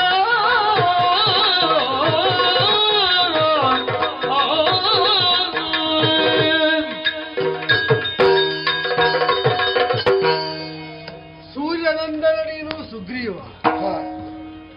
ಪ್ರತಿ ದಿವಸ ಸೂರ್ಯನ ಕೆಲಸ ಏನು ಹೇಳು? ಲೋಕವನ್ನು ವ್ಯಾಪಿಸಿದ ಅಂಧಕಾರವನ್ನು ನಾಶ ಮಾಡು. ನಾಶ ಮಾಡ್ತಾ ಮಾಡ್ತಾ ಲೋಕವನ್ನು ಬೆಳಗುತ್ತಾ ಸಾಯಂ ಸಂಧ್ಯೆಯ ಹೊತ್ತಿನಲ್ಲಿ ಇದೆಷ್ಟು ನಾಶ ಮಾಡಿದ್ರು ಉಳಿದೇ ಉಳಿಯುತ್ತದೆ ಅಂತ ದಕ್ಷಿಣಾಂಬುದಿಯಲ್ಲಿ ಇಳಿಯುತ್ತಾರೆ. ತಾನು ನಾಶ ಮಾಡಿದಷ್ಟು ಶಸ್ತ್ರು ವೃದ್ಧಿಸ್ತಾನೆ ಅಂತ ಒಂದು ದಿವಸವಾದ್ರೂ ಅವ ಉದಿಸದೇ ಉಳಿದದ್ದುಂಟ. ಸೋಲು ಬರ್ತದೆ ಅಂತ ಮತ್ತೆ ನೀನು ಹತಾಶನಾಗುವುದು ಯಾಕೆ? ಆ ಸೂರ್ಯನ ಮಗ ಅಲ್ವೇ ನೀನು? ಒಂದು ಬಾರಿ ಆದ್ರೆ ಆದೀತು ಸ್ವಾಮಿ, ಹೋದಲ್ಲಿ ನಮಗೆ ಪೆಟ್ಟೇ. ನಿನಗೆ 4-5 ಬಾರಿ ಆದದ್ದು ಅವನಿಗೆ ಪ್ರತಿನಿತ್ಯದ ಕರ್ಮ ಅಲ್ವೋ? ಹೌದು, ಅವನಿಗೆ ಕೆಲಸ ಬೇಕು ಅಂತ ನನ್ನ ಬೆನ್ನನ್ನು ನಾನು ಯಾಕೆ ವ್ಯರ್ಥವಾಗಿ? ಪ್ರತಿ ಬಾರಿಯೂ ಸೋಲು ಆವರಿಸುವುದು ಯಾಕೆ ಗೊತ್ತೋ? ಹಿಂದಿನ ಬಾರಿ ಸೋತದ್ದು ಯಾಕೆ ಅಂತ ವಿವೇಚನೆ ಮಾಡದೆ ಮತ್ತೆ ಪ್ರಯತ್ನ ಮಾಡಿದ್ರೆ ಸೋಲು ಆವರ್ತಿಸ್ತಾ ಇರ್ತದೆ. ಈ ಬಾರಿ ಯಥಾರ್ಥ ವಿವೇಚನೆ ಮಾಡುವ. ಈಗ ನೀನು ನೊಂದ ನೋವಿನಿಂದ ಬಾಯಿಗೆ ಬಂದದ್ದನ್ನು ಆಡಿದ್ದಿ ಎಂಬುದರಿಂದ ನಾನು ನೋವು ಮಾಡಿಕೊಳ್ಳುವುದೇ ಹೌದು ಅಂತ ಆದ್ರೆ ಹೋಗಪ್ಪ ಅಂತ ಹೇಳುವಾಗ ಇಳಿದು ಹೋಗಬೇಡಿತ್ತು. ಅಲ್ಲ, ನಿಮಗೆ ನೋವಾಗಬೇಕು ಅಂತ ಹೇಳಿದ್ದಲ್ಲ, ಅದು ನನಗೆ ಅರ್ಥ ಆಗ್ತದೆ. ನೋವನ್ನು ನಾನು ಹೇಳಿಕೊಂಡು ಆದ್ದರಿಂದಲೇ ನೀ ಬಿರುನುಡಿಯನ್ನು ಆಡಿದರು, ಅದರಿಂದ ಮನಸ್ಸನ್ನು ಕೆಡಿಸಿಕೊಂಡು ನಾನು ಹೊರಟು ಹೋಗಲಿಲ್ಲ. ನಾನು ನಾವೇ ಯಾರಲ್ಲೆಲ್ಲ ಅತೀಯಾದಂತ ಭರವಸೆಯನ್ನು ಇಡ್ತೇವೋ ಅಂತವರೆಲ್ಲ ನಮಗೆ ಸಮಯಕ್ಕೆ ಕೈ ಕೊಟ್ಟಾಗ ಎಷ್ಟು ಬೇಸರ ಆಗ್ತದೆ. ವಿಷಯ ಸರಿ ಉಂಟು. ಈಗ ನಿನಗೊಂದು ಭರವಸೆ ಹೇಳ. ಈಗ ನೀನು ಹೋಗು ಅಂದೆ. ಇಲ್ಲಿಗೆ ಬರಮಾಡಿಕೊಂಡದ್ದು ಹನುಮಂತನ ಮೂಲಕವಾಗಿ ನೀನು. ನಿನ್ನ ಹೆಂಡತಿಯನ್ನು ಅಪಹರಿಸಿದ ವಾಲಿಯನ್ನು ದೂರಿದ್ದು ನೀನು, ಕೊಂದು ಕೊಡ್ತೇನೆ ಅಂತ ಆಡಿದ್ದು ನಾನು. ಇನ್ನೀಗ ನೀನು ಹೋಗು ಅಂತ ಹೇಳಿದ್ದು. ವಾಲಿ ಸಾಯದ ಹೊರತಾಗಿ ಋಷ್ಯಮೂಕದಿಂದ ಈ ಕಿಷ್ಕಿಂಧಾ ಪ್ರಾಂತ್ಯದಿಂದ ರಾಮ ಕಾಲ್ ತೆಗೆಯುವುದಿಲ್ಲ. ಇದು ಸಾಕ? ಹೌದು ಸ್ವಾಮಿ, ನೀವು ಕೊಲ್ತೇನೆ ಹೇಳ್ತೀರಿ. ಹೌದು, ಯಾರನ್ನು ಕೊಲ್ಲಬೇಕು? ವಾಲಿಯನ್ನು ಕೊಲ್ಲಬೇಕು. ಯಾರು ವಾಲಿ ಅಂತ ಗುರುತ ಹಿಡಿಯುವುದು ಯಾರು? ನನ್ನನ್ನು ಕೆಳಗೆ ಹಾಗೆ ಬಡದನಲ್ಲ, ದಣಕ್ಕ ಬಡದ ಹಾಗೆ. ಹೌದು, ಆಗ ಬಿಡಬಹುದಿತ್ತಲ್ಲೊಂದು ಬಾಣ ಬಿಟ್ಟು. ಇಬ್ಬರನ್ನು ನೋಡುವಾಗ ಆಳಭೇದವೇ ಗೊತ್ತಾಗುವುದು. ಹೌದಾ? ಈಗ ಅವ ಯಾರು ನಾನು ಯಾರು ಅಂತ ಗೊತ್ತಾಗ್ಲಿಕ್ಕಿಲ್ವಾ? ಒಂದು ಸಮಾಧಾನ, ನಾಳೆ ನಾನೇ ವಾಲಿ ಅಂತ ಎಲ್ಲರೂ ತಿಳ್ಕೊಂಡ್ರೆ ಅದರಲ್ಲಿ ನನಗೊಂದು ನೆಮ್ಮದಿ. ಇಬ್ಬರಲ್ಲಿ ಒಬ್ಬನೇ ಇರುವಾಗ ಆ ಸಾಧ್ಯತೆ ಉಂಟು. ಇಬ್ಬರು ಇರುವಾಗ ಇಬ್ಬರನ್ನು ಅರಿತ ಆಪ್ತರಿಗೆ ಪರಿಚಯ ಸುಲಭ ಆಗಿರಬಹುದು. ವಾನರ ವರ್ಗಕ್ಕೆ ಅಪರಿಚಿತನಾದ ರಾಮನಿಗೆ ಗುರುತ ಹಿಡಿಯುವುದು ಕಷ್ಟ ಅಂದೆ ನಾನು. ಹಾಗೆ ವಾನರರೇ ಸಾಧಾರಣ ಹೆಚ್ಚು ಕಡಿಮೆ ಒಂದೇ ತೆರನಾಗಿ. ಇದರಲ್ಲಿ ಒಂದೇ ತಂದೆಯ ಮೂಲದಿಂದ ಉದಿಸಿ ನಿಂತಹ ಇಬ್ಬರು ಮಕ್ಕಳು ವಾಲಿ ಸುಗ್ರೀವರು ನೋಡುವುದಕ್ಕೂ ಒಂದೇ ತೆರನಾಗಿ ಒಂದಿರಿತು ವ್ಯತ್ಯಾಸ ಇಲ್ಲ. ನಾನೆಲ್ಲಿಯಾದ್ರೂ ಅವನಿಗೆ ಹೊಡೆದದ್ದು ನಿನಗೆ ತಾಗಿದ್ರೆ, ಈಗ ಅವನಿಗೆ ಹೊಡೆಯದೇ ಇದ್ದರೆ ಆ ಮಾತು ಈಡೇರಿಸುವುದಕ್ಕಾಗಲಿಲ್ಲ ಅಂತ ಅಪವಾದ ನನಗೆ ಮಾತ್ರ. ಅವನಿಗೆ ಹೊಡೆದದ್ದು ನಿನಗೆ ತಾಗಿದ್ರೆ ಮಾತು ಹೇಗೂ ಹೋಯ್ತು. ಮಿತ್ರ ಎನಿಸಿದವರನ್ನು ಕೊಂದು ಕಳೆದ ಅಂತ ಮತ್ತೊಂದು. ಅಲ್ಲ, ನಿಮಗೆ ದಾರಿ ಇತ್ತು. ಎಂತ ದಾರಿ? ಈಗ ಸಮವಸ್ತ್ರ ಹಾಕಿದ ಮಕ್ಕಳಲ್ಲಿ ನಮ್ಮ ಮನೆಯ ಮಕ್ಕಳು ಯಾರು ಅಂತ ಹುಡುಕುವುದಕ್ಕೆ ಒಮ್ಮೊಮ್ಮೆ ಕಷ್ಟ ಆಗ್ತದೆ. ಅದು ಸಮವಸ್ತ್ರ ಹಾಕುವುದಕ್ಕೆ ಮೊದಲು ಮಕ್ಕಳನ್ನು ಚೆನ್ನಾಗಿ ಅರಿತವರಿಗೆ ಸರಿ. ನಿಮಗೆ ಗೊತ್ತಿಲ್ಲಲ್ಲ? ನನಗೆ ಗೊತ್ತಿಲ್ಲ. ದಾರಿ ಇತ್ತಲ್ಲ? ಏನು ದಾರಿ? ಈಗ 4-5 ಬಾರಿ ಹೋಗಿ ಹೌದು ಪೆಟ್ಟು ತಿಂದದ್ದು ಯಾರು? ಯಾರು? ನಾನು. ಸರಿ. ಮತ್ತೆ 5 ಬಾರಿ ತಿಂದವ ಮತ್ತೊಮ್ಮೆ ಹೋಗಿ ಹೊಡಿಲಿಕ್ಕುಂಟ. ಈಗ ನಿನ್ನಲ್ಲಿ ಈಗ ಬಿದ್ದವ ಸುಗ್ರೀವ ಅಂತಲೇ ನೀವು ಭಾವಿಸಬೇಡ. 5 ಸಲ ಹೋಗಿದ್ದೆ. ನಾನು ಬಂದದ್ದು ಯಾವಾಗ? ಕೊನೆಯ ಬಾರಿ ಮಾತ್ರ. ಕೊನೆಯ ಬಾರಿ. ಮೊದಲ ಬಾರಿ ನೀನು ಸೋತೆ, ಅದು ದೃಢೀಕೃತ ಆಗ್ಲಿಕ್ಕೆ 2ನೇ ಬಾರಿಯೂ ಸೋತೆ. ನೀ 3ನೇ ಬಾರಿ ಹೋದದ್ದು ಯಾಕೆ? ಈಗ ನಾನಿಲ್ಲ. ಈಗ 3ನೇ ಬಾರಿ ಹೋಗುವಾಗ ನಿನಗೆ ಭರವಸೆ ಎಂತದ್ದು? ಹೊಡ್ದೇನು ಅಂತ, ಬಡ್ದೇನವನಿಗೆ ಅಂತ. ಆ ಭರವಸೆ ಈ ಸಲ ಸತ್ಯ ಆದ್ರೆ ನೀವು 3ನೇ ಸಲ ನೀನೇ ಹೋದದ್ದಲ್ವ? ಈ ಸಲ ಹೊಡೆದಲ್ಲಿಗೆ ಎಲ್ಲಿಯಾದ್ರೂ ರಾಮ ಇದ್ದಾನೆ ಎಂಬ ಉತ್ತೇಜನ ಸಿಕ್ಕಿ ಹೊಡೆತ ಎಲ್ಲಿಯಾದ್ರೂ ತಾಗಿ ಬಿದ್ದದ್ದು ವಾಲಿಯಾಗಿ ಎದ್ದು ನಿಂತದ್ದು ಸುಗ್ರೀವಾದರೆ ಗೆಲ್ಲುವುದಕ್ಕೂ ಬಿಡದೆ ಕೊಂದು ಕಳೆದವ ರಾಮ ಅಂತ ಆಗ್ಲಿಕ್ಕಿಲ್ವ? ಮಿತ್ರಜ್ಞನಾದಂತಹ ನನಗೆ ಬರುವಂತಹ ಆ ಅಪವಾದ, ಅದು ಪಾತಕ, ಅದು ಬೇಕೋ? ಅಲ್ಲ ಸ್ವಾಮಿ, ಹೆಚ್ಚಾಗಿ ಸುಗ್ರೀವ ಬೀಳುವವ, ಹೌದು, ಎದ್ದು ಓಡುವವ. ಕಿಷ್ಕಿಂದೆಯಲ್ಲಿ ಜಯಕಾರ ಮಾಡ್ತಾ ಓಡ್ತಾ ಇದ್ನಲ್ಲ, ಆಗ ಒಂದು ಬಾಣ ಬಿಟ್ಟುಕೊಂಡು ಅದಕ್ಕಿಂತ ಬರುವಾಗಲೇ ಹೊಡಿಬಹುದಲ್ಲ. ಈಗ ನೀನು ಬಾ ಅಣ್ಣ ಅಂತ ಕರೀಲಿಲ್ವೋ? ಓಡಿಕೊಂಡು ಬರುವಾಗ ಇಲ್ಲಿಂದ ಒಂದು ಹೊಡಿಬಹುದಲ್ಲ. ಅದು ಆಗುದಿಲ್ಲ. ಪಡೆಯುವುದು ಯಾರನ್ನು ಅಂತ ಹೊಡೆದ ಮೇಲೆ ನಿನ್ನ ಹೆಂಡತಿಯನ್ನು ಪಡೆಯುವುದು. ನಿನ್ನ ಹೆಂಡತಿಯನ್ನು ಪಡೆಯುವಾಗ ನೀನು ಪ್ರಯತ್ನ ಮಾಡ್ತಾ ಇರಬೇಕು. ಪ್ರಪಂಚದ ಯಾವ ಶಕ್ತಿಯಾದರೂ ಪತಿಯ ಪ್ರಯತ್ನಕ್ಕೆ ಬೆಂಬಲವಾಗಿ ಒದಗಬೇಕು. ಬಿಟ್ರೆ ನಾನೇ ಯುದ್ಧ ಮಾಡಿ ಪಡೆಯಬಹುದು, ಅದು ಒಂದು ಮಾರ್ಗ. ಆದರೆ ರುಮೆಯನ್ನು ನೀ ಸೇರಿದ ಮೇಲೆ ಯಾವುದೋ ಒಂದು ರಸ ನಿಮಿಷದಲ್ಲಿ ನೀವೇನು ಬೇಕಾದ್ರೂ ಮಾತಾಡಿ ನನ್ನನ್ನು ಪಡೀಲಿಕ್ಕೆ ರಾಮ ಬರಬೇಕಾಯ್ತು ಅಂತ ಒಂದು ಮಾತು ಬಂದ್ರೆ ಮತ್ತೆ ನಿನಗೆ ಬೇರೆ ಸಾವು ಬೇಕೋ ಸುಗ್ರೀವ? ಆದ್ದರಿಂದಲೇ ಹೆಂಡತಿಯನ್ನು ಪಡೆಯುವಲ್ಲಿ ಪತಿ ಪ್ರವೃತ್ತನಾಗಿರುವಾಗ ಬೆಂಬಲವಾಗಿ ಒದಗಬೇಕೆಂಬುದು ನನಗೆ ಆಶಯ. ಆದ್ದರಿಂದಲೇ ಗೆದ್ದು ಬೀಗುತ್ತಾ ಮರಳುವವನನ್ನು ಹೊಡೆಯುವುದಕ್ಕಿಲ್ಲ. ಈಗ ಎಲ್ಲ ಮುಗಿದೋಯ್ತು ಅಂತ ನೀನು ಯಾಕೆ ಚಿಂತಿಸಿ? ಧೈರ್ಯ ತಾಳಿದ ಹೌದಾದ್ರೆ ಎಂತದ್ದು? ನನಗೆ ಹೆಂಡತಿ ಅವಾಗ ಹೆಂಡತಿ ಇಲ್ಲ ಅಂತಂದ್ರೆ ಎಷ್ಟು ಕಷ್ಟ ಆಗ್ತದೆ. ನೀನು ಅಣ್ಣನ ಬಗ್ಗೆ ಹೆಚ್ಚು ಆಲೋಚನೆ ಮಾಡಿದ್ರಿಂದ ಈಗ ಆಗ್ತದೆ. ಹೆಂಡತಿಯ ಬಗ್ಗೆ ಸರಿಯಾಗಿ ಆಲೋಚನೆ ಮಾಡಿದ್ರೆ ಯಾವಾಗಲೂ ಸಿಕ್ಕಿ ಆಗುತ್ತಿತ್ತ ಏನು? ಏನು ಮಾಡುವ? ನನ್ನ ಮನಸ್ಸಿನಲ್ಲಿ ಇದ್ದಷ್ಟು ಆಶೆ ಬಹುಶಃ ಅವಳ ಮನಸ್ಸಿನಲ್ಲಿ ಇಲ್ಲ ಕಾಣ. ನೀನು ಆತಂಕಗೊಳ್ಳಬೇಡ. ಈಗ ನಾನು ಏನು ಮಾಡಬೇಕು ಹೇಳಿ? ನೀನೇನು ಮಾಡುವುದು ಬೇಡ, ಮರಳಿ ಅವನನ್ನು ಯುದ್ಧಕ್ಕೆ ಕರೀ. ಇನ್ನೊಮ್ಮೆ ಹೌದು, ನಮಸ್ಕಾರ. ನಿಮಗೆ ನಿಮ್ಮದ್ದೆಲ್ಲ ಕೇಳಿದ್ರೆ ಇದು ಹಲಿಗೆ ಅಲ್ಲ, ಬೆನ್ನು ನನಗೆ. ಎಷ್ಟು ಸಾರಿ ಅಲ್ಲದ ಎಷ್ಟು ಬಾರಿ ನಾನು ಬಂದು ನಿಂತ ಕ್ಷಣವೇ ಕುಸಿದು ಕುಳಿತ ನೀನು ಎದ್ದು ಏನೇನು ಮಾಡಿದ್ಯಲ್ಲ, ಅಷ್ಟು ತ್ರಾಣ ಬಂದಿದೆ. ನಿಮ್ಮ ನೋಡಿದಾಗ ತ್ರಾಣ ಬಂತು. ನನ್ನ ನೋಡಿದಾಗಲೇ ಅಷ್ಟು ಬಂತು. ನನ್ನ ತಮ್ಮ ಸಿದ್ಧಪಡಿಸಿದ ಈ ಗಜಪುಷ್ಪದ ಮಾಲಿಕೆಯನ್ನು ಹಾಕಿದಾಗ ಆಗ ಎಷ್ಟು ಬಂದಿತ್ತು ಅಂತ ಒಮ್ಮೆ ನೋಡೋಣ. ನಿನ್ನ ಕೊರಳಿಗೊಂದು ಮಾಲೆ ಹಾಕಿದ ಮೇಲೆ ಮತ್ತೆ ಒಂದು ಪ್ರಯತ್ನ ಮಾಡಿ. ಆಗುವುದಿಲ್ಲ. ಮಾಲೆ ಹಾಕಿದ ಮೇಲೆ ಗಲಾಟೆ ಮಾಡ್ಲಿಕ್ಕೆ ಆಗುವುದಿಲ್ಲ. ಮಾಲೆ ಯಾರು ಹಾಕಿದ್ರು ಇಲ್ಲಿ ಕೇಳೋ, ಯಾವುದು ಇನ್ನೊಂದು ಕ್ರಮ ಉಂಟು. ಗಲಾಟೆ ಮಾಡ್ಲಿಕ್ಕೆ ಮಾಲೆ ಹಾಕುದು ಹಾಗುಂಟು. ಇದು ಗಲಾಟೆ ಮಾಡುವ ಮಾಲೆ. ಹೌದು, ತನ್ನ ಬುದ್ಧಿಯನ್ನು ಸರಿಪಡಿಸಿಕೊಳ್ಳುವುದಕ್ಕಾಗಿ ಹಾಕುವಂತಹ ಮಾಲೆ ಅಲ್ಲ. ತನ್ನ ಬುದ್ಧಿಯ ಮಿತಿಯಲ್ಲಿ ಅದಕ್ಕಿಂತ ಹೆಚ್ಚನ್ನು ಪಡೆಯುವುದಕ್ಕೆ ಗಲಾಟೆ ಮಾಡಲಿಕ್ಕೆ. ಬಲಿಯಾಗಬೇಕಾದ ಪಶುವನ್ನು ಬಲಿ ತೆಗೆಯುವವನ ಕೊರಳಿಗೊಂದು ಮಾಲೆ ಇರ್ತದೆ, ಗೊತ್ತುಂಟ?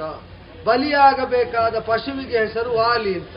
ಬಲಿ ಪಡೆಯುವಂತಹ ಅಲ್ಲ ಸಂಶಯ ಆಗ್ತದೆ. ಎಂತದ್ದು ಮಾರಿ ದೇವತೆಗೆ ತಲೆ ಕಡಿಯುವಾಗ್ಲೂ ಮಾಲೆ ಹಾಕ್ತಾರೆ. ಈಗ ನನ್ನ ಕೊರಳಿಗೆ ಮಾಲೆ ಹಾಕಿ ತಲೆ ಕಡಿಲಿಕ್ಕೆ ಅದು ತಲೆ ಕಡಿಯುವವರು ಹಾಕುತ್ತಾರೆ, ಕಡಿಯುವ ಪ್ರಾಣಿಗೂ ಹಾಕುತ್ತದೆ. ಅದಲ್ಲ, ಅದನ್ನೇ ನಾನು ವ್ಯತ್ಯಾಸ ಮಾಡಿ ಹೇಳಿದ್ದೆ. ನೀನು ಹೇಳಿದ್ಯಲ್ಲ ಇಂದ್ರದತ್ತ ಒಂದು ಮಾಲೆ ಆ ವಾಲಿಗೆ ಉಂಟು. ಅದು ಬಲಿಯಾಗುವ ವಾಲಿಯ ಕೊರಳಿನ ಮಾಲೆ. ಬಲಿ ತೆಗೆಯುವ ಸುಗ್ರೀವನಿಗೆ ಈ ಮಾಲೆ. ಅಂತೂ ಅವನನ್ನು ಕೊಲ್ಲಿಕ್ಕಾಗ್ತದೆ ಈ ಮಾಲೆ ಹಾಕಿದ್ರೆ. ಇದರಲ್ಲಿ ಏನೆಲ್ಲ ಸತ್ವ ಉಂಟು, ಔಷಧಿಯ ಗುಣ ಉಂಟು. ಒಂದು ಮಾಲೆಯಲ್ಲಿ ಅವನನ್ನು ಕೊಲ್ಲಿಕ್ಕೆ ಆಗ್ತದ ಸ್ವಾಮಿ? ಮಾಲೆಯಲ್ಲಿ ಹಾಕ್ತದೆ ಅಂತ ಇದಕ್ಕಿಂತ ಮೊದಲು ನಾನು ಮಾಲೆ ಹಾಕಿ ಹೋಗುದಿಲ್ಲ. ಮಾಲೆ ಹಾಕಿದ್ರಿಂದ ನಿನಗೆ ಭಾರ ಆಗುದಿಲ್ವಲ್ಲ? ಭಾರ ಆಗುದಿಲ್ಲ. ಮಾಲೆಯಲ್ಲಿ ಏನು ವಿಶೇಷ ಅಂತ ನೋಡು, ಈಗ ಹಾಕಿ ನೋಡು.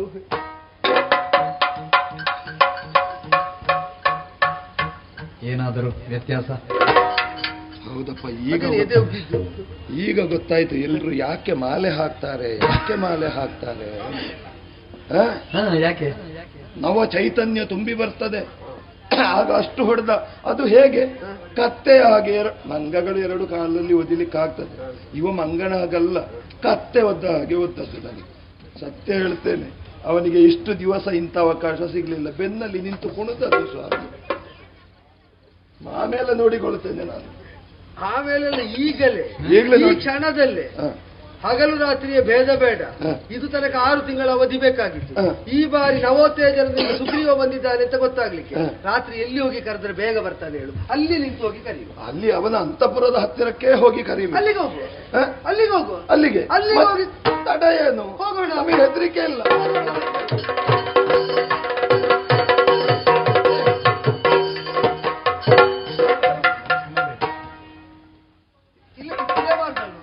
ಇದೇ ಮಾರ್ಗ ಅಲ್ಲ. ಒಂದು ರೀತಿ ಭಯ, ಯಾಕಂದ್ರೆ ಹೋಗುವುದು ಅಣ್ಣನ ಅಂತಃಪುರದ ಬಳಿಗಲ್ವಾ?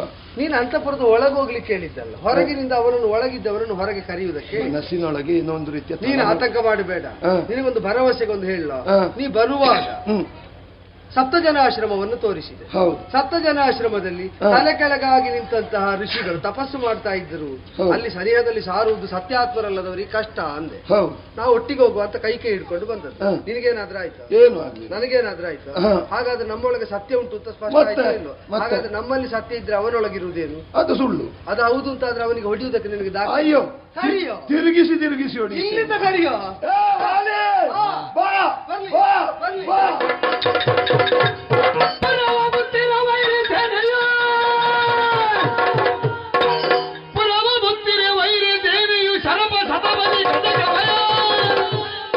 ಸಂಗರ ಭಯಂಕರ ಸುಮುಖ ದುರ್ಮುಖ ಗಂಧ ಮಾಧನರ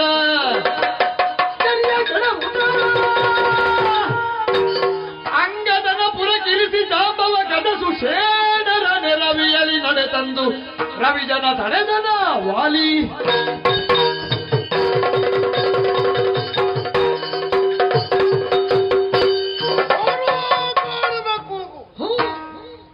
ಯಾರದ್ದು ಅಂತ ಒಮ್ಮೆ ಆಶ್ಚರ್ಯ ಆಯಿತು. ಹೌದು. ಮತ್ತೆ ಹಳೆಯ ಪರಿಚಯ, ಹೊಸ ಪರಿಚಯವೂ ಹೌದು. ಸುಗ್ರೀವನ ಧ್ವನಿ ಯಾಕೆ ಇಷ್ಟು ಬೇಗ ಬಂತು? ಹೇಗೆ ಬಂತಿತ್ತು ಬೇಗ? ಮೊದಲೆಲ್ಲ ಪೆಟ್ಟು ತಿಂದು ಹೋದ್ರೆ ಒಂದು 6-7 ವರ್ಷಕ್ಕೆ ಈಚೆಗೆ ತಲೆ ಹಾಕ್ತಿರ್ಲಿಲ್ಲ. ಇವತ್ತು ಮಧ್ಯಾಹ್ನಕ್ಕಿಂತ ಮೊದಲು ನನ್ನಲ್ಲಿ ಪೆಟ್ಟು ತಿಂದವ ಇಷ್ಟು ಬೇಗನೆ ರಾತ್ರಿಯೊಳಗೆ ತಯಾರಾಗಿ ನನ್ನನ್ನು ಯುದ್ಧಕ್ಕೆ ಆಹ್ವಾನಿಸ್ತಾನೆ ಅಂತಾದ್ರೆ ಏನು? ಆದರೂ ಗಡಿಬಿಡಿಯಲ್ಲಿ ಎದ್ದು ಹೊರಡುವಾಗ ತಾರೆ ತಡೆದರು. ನೀತಿಯಲ್ಲ ಪಾಪದಿಂದು. ಕಾಲ ಮೇಲೆ ಎರಗಿ ಕೇಳ್ತೇನೆ, ನಾಳೆ ನೋಡಿಕೊಂಬ ಯುದ್ಧ. ಅವಳನ್ನು ಸಮಾಧಾನಿಸಿದ್ದೇನೆ ನಾನು. ಆದರೂ ಆ ವಿಷಯಗಳಷ್ಟು ನಾನು ಅರ್ಥ ಮಾಡಬೇಕಾದದ್ದು ಅಂತ ಗೊತ್ತಾಗಿದೆ ನನಗೆ. ಹಾಗಾದ್ರೆ ಸುಗ್ರೀವನ ಕಡೆಯಿಂದ ಯಾರೋ ಬೆಂಬಲಕ್ಕೆ ನಿಂತಿದ್ದಾರೆ. ಒಂದು ಏಕಪಕ್ಷೀಯವಾದಂತಹ ತೀರ್ಮಾನವನ್ನು ಅವರು ಕೈಗೊಳ್ಳುತ್ತಾರೆ ಅಂತಾದ್ರೆ ನಾನೊಬ್ಬನೇ ಯುದ್ಧಕ್ಕೆ ಹೋಗುವುದಲ್ಲ. ನಮ್ಮ ಒಟ್ಟಿಗೆಯೂ ಒಂದು ಸಾಕ್ಷಿಗೆ 4 ಜನ ಬೇಕು. ಹೀಗೆ ಯೋಚನೆ ಮಾಡುವಾಗಲೇ ಆಚೆ ಬದಿಯಿಂದ ಕಲ್ಲು ಬೀಳುವುದಕ್ಕೆ ಆರಂಭ ಆಗ್ತದೆ ನಮ್ಮ ಅರಮನೆಗೆ. ಇದು ನೋಡಿ ಮಂಗ ಬುದ್ಧಿ ಅಂತ ಹೇಳಿದರೆ, ನಿನ್ನೆಯವರೆಗೆ ನಮ್ಮ ಪಕ್ಷದಲ್ಲೇ ಇದ್ದು ಆಚೆಯವರೆಗೆ ಕಲ್ಲು ಹೊಡೆಯುತ್ತಿದ್ದ ಮಂಗಗಳು ಇಷ್ಟು ಬೇಗನೆ ಆಚೆ ಪಕ್ಷದಿಂದ ಇಲ್ಲಿಗೆ ಕಲ್ಲು ಬಿಸಾಡ್ತಾರೆ. ಯಾವಾಗ ತಿರುಗ್ತಾರೆ?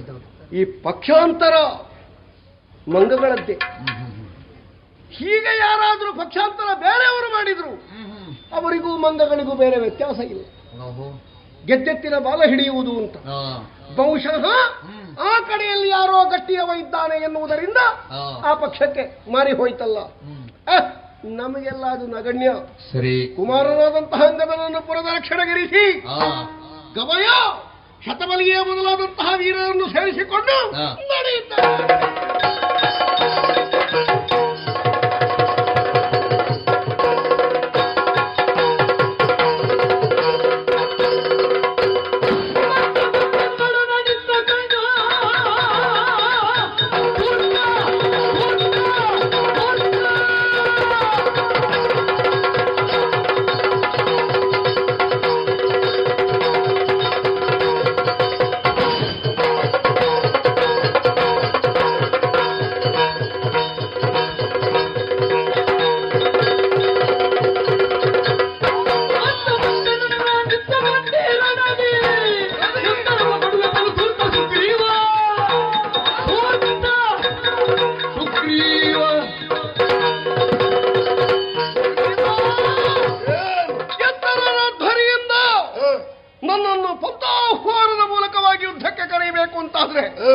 ನಿನ್ನ ಮತ ಏನು ಅಂತ ನನಗೆ ಅರ್ಥ ಆಗುವುದಿಲ್ಲ.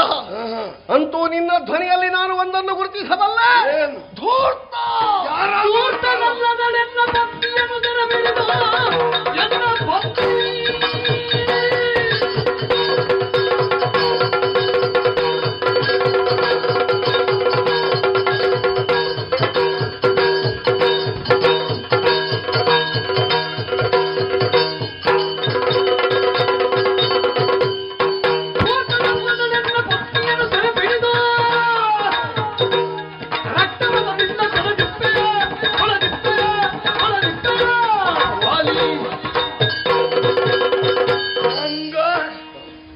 ಅಂತ ಹೇಳ್ತೀನಿ. ಮಂಗ ಕೆಟ್ಟವನೇ, ಭಾಷೆ ಇಲ್ಲದೆ ಮತ್ತೊಬ್ಬರ ಹೆಂಡತಿಯನ್ನಿಟ್ಟುಕೊಂಡವನೇ, ನನ್ನ ಹೆಂಡತಿಯನ್ನಿಟ್ಟುಕೊಂಡವನೇ. ಏನು ಏನು ಸಾಯುವುದು? ನಾವು ಯಾವುದನ್ನು ಲೆಕ್ಕಕ್ಕೆ ತಗೊಳ್ಳುದು ಗೊತ್ತಾಯ್ತಲ್ಲ. ನಾವು ಈ ಸಲಕ್ಕೆ ಸಿದ್ಧರಾಗಿ ಅಣ್ಣ, ಹುಚ್ಚನ ಅಣ್ಣ. ಹೌದಾ? ನೀನು ಹುಚ್ಚನಿಗೆ ಅಣ್ಣನ ತಾಗುದು. ನಾನು ದೂರ್ತ ಅಂತಾನೆ. ನನ್ನ ಹೆಂಡತಿಯನ್ನು ಅವನ ಮನೆಯಲ್ಲಿ ಇಟ್ಟುಕೊಂಡು ನೀನು ದೂರ್ತ, ನನ್ನ ಹೆಂಡತಿಯನ್ನು ನಾನು ಕೇಳಿದ್ದು ದೂರ್ತದನು. ಕಾಲಿಗೆ ಕಾಲಿಗೆ ಬರುದು. ಹೌದಾ? ನಿನ್ನನ್ನು ಕಾಲಲ್ಲಿ ಹಿಡಿದು ಬಂಡೆಗೆ ಜಬ್ಬುತ್ತೇನೆ. ಯಾರು? ನಾನು. ನಿನ್ನ ಅಪ್ಪನನ್ನು ಒಟ್ಟಿಗೆ ಕರೆದು ನೋಡೋಣ.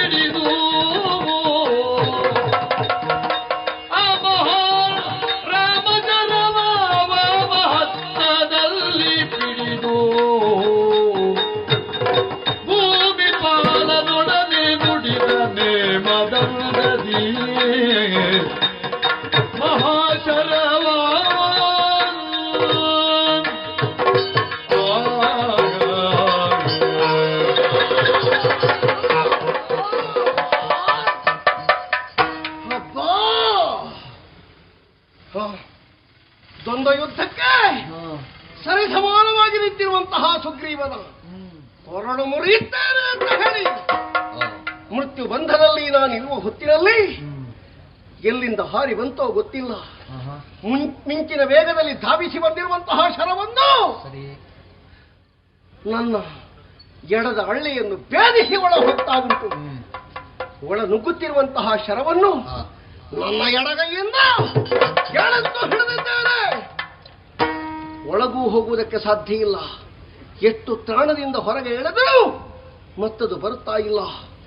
ಶರೀರದಲ್ಲಿರುವಂತಹ ಶಕ್ತಿಯಲ್ಲೇ ಹ್ರಾಸವಾದ ಹಾಗೆ ಕೈಕಾಲು ನಡುಗಿ, ಗಂಟಲ ಪಸೆ ಆರಿ, ಕಣ್ಣುಮಾಡಿಗಳು ನಿತ್ರಾಣವನ್ನು ಹೊಂದಿ ಧರೆಗೆ ಒಂದು ಕ್ಷಣ ನಾನು ಮೂರ್ಛಿತನಾಗಿ ಬಿದ್ದೆ. ಅಬ್ಬಾ, ಇಂತಹ ಘಾತುಕತನವನ್ನು ಮಾಡಿದವರು ಯಾರು? ಮೋಸದಿಂದ ನನ್ನನ್ನು ಹೊಡೆದು ಉರುಳಿಸಿದವ ಯಾರು? ದೇವರೇ, ಒಂದು ಕ್ಷಣ ಪ್ರಾಣ ಹೋಗುವುದಕ್ಕಿಂತ ಮೊದಲು ಹೀಗೆ ಮಾಡಿದಂತಹ ಒಬ್ಬ ವ್ಯಕ್ತಿ ಇದ್ರೆ ಅವನನ್ನೊಮ್ಮೆ ಕಣ್ಣವರೆ ಕಾಣಬೇಕು ಎನ್ನುವಂತಹ ಹಂಬಲದಿಂದ ಎತ್ತರವಾಗಿರುವಂತಹ ಬಂಡೆಗೆ ಹೇಗಾದರೂ ಏರಿ ಹೊರಗಿದ್ದೇನೆ. ಕಣ್ಣು ಬಿಟ್ಟು ನೋಡಬೇಕು.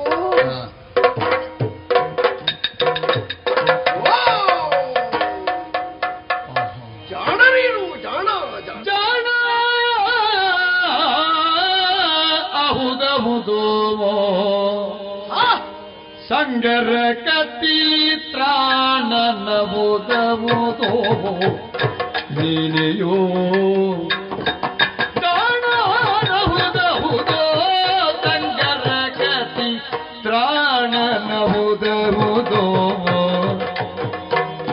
ಶೋಣಿಯುಳ್ ನಿನಗೆನೆ ಗಾನೆ ಪರಾಕ್ರಮಿ ಜಾಣ ಅಹುದಹುದೋ ಜನರ ಸುಗಳೊಳಗೆ ಹಿಂದೆ ಜನಿಸಿದವರು ನಿನ್ನ ಕೆಳಗೆ ಘನ ಚೋರತನದ ಶಿಖಂಡಿ ವಿದ್ಯೆಯ ಎಷ್ಟು ದಿನ ಸಾಧಿಸಿದೆಯೋ ನೀನು ಲಂಡಿಗಳ ದುರ್ಗುಣವ ಕೈಗೊಂಡೆಯೇನೋ ನಿನ್ನಂತ ಕೂಸನರಿಲ್ಲ ಸಾಕ್ಷಿಗಿನ್ನು ಜಾಣನಹುದು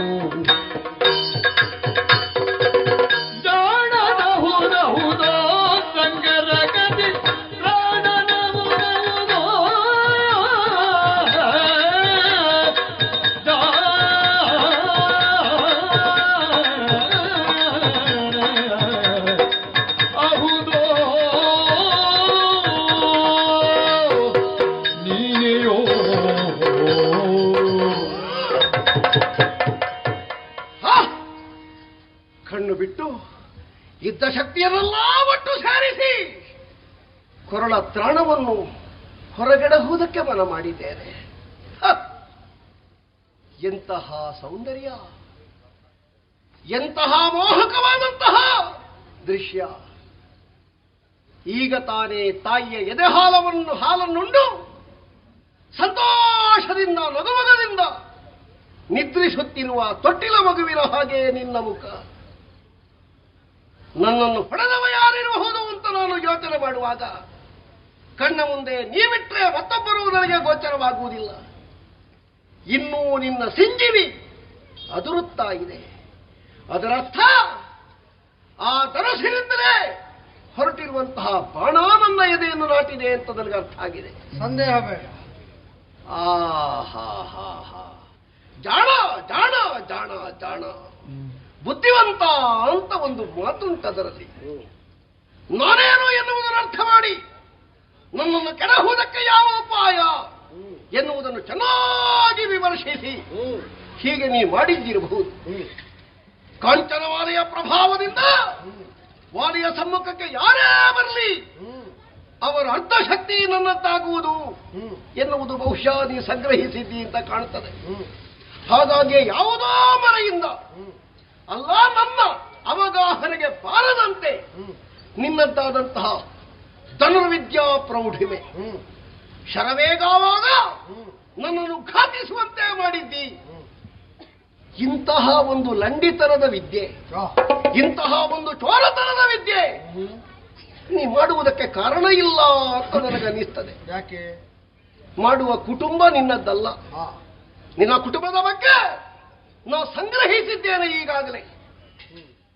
ನಮಗೆ ವರ್ತಮಾನ ಬಂದಿತ್ತು ನಿನ್ನಲ್ಲಿ ಹೋರಾಡುವುದಕ್ಕಿಂತ ಮೊದಲೇ ನೀ ಇಲ್ಲಿಗೆ ಕಾಲಿರಿಸಿದ್ದಿ ಎನ್ನುವಂತಹ ಸುದ್ದಿ. ನ್ಯಾಯ ಪಕ್ಷಪಾತಿಗಳಾಗಿರುವಂತಹ ನೀವು ಒಬ್ಬರನ್ನು ಶಿಕ್ಷಿಸುವುದಕ್ಕಿಂತ ಬದಲಾಗಿ ಧರ್ಮವನ್ನು ಮೆರೆಯಿಸುವುದು ಇಕ್ಷ್ವಾಕು ವಂಶದ ರಸುಗಳಿಗೆ ಹೇಳಿಟ್ಟ ಮಾತು.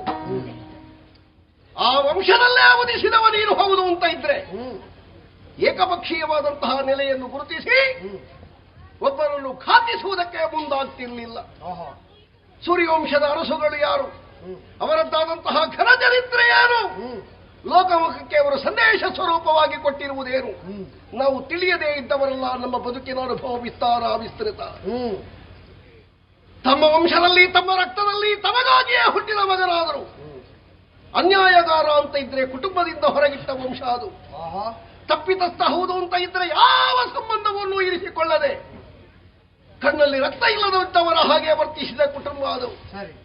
ಅಂತಹ ವಂಶದಲ್ಲಿ ಹುಟ್ಟಿಯ ವಂಶದ ಉನ್ನತಿಗೆ ಎತ್ತರಕ್ಕೆ ಏರಿಸಬಹುದಾದಂತಹ ಯೋಗ್ಯತೆಯನ್ನು ಹೊಂದಿ ಉತ್ತರದಾಯಿತ್ವವನ್ನು ಹೊಂದಿ ಉತ್ತರಾಧಿಕಾರಿ ಅಂತ ಹೇಳಲ್ಪಡಬೇಕಾದ ನೀನು ಇಂತಹ ಒಂದು ಷಂಡತನದ ವಿದ್ಯೆಯನ್ನು ಹೇಗೆ ಕಲಿತೆಯೋ, ಯಾರಿಂದ ಕಲಿತೆಯೋ?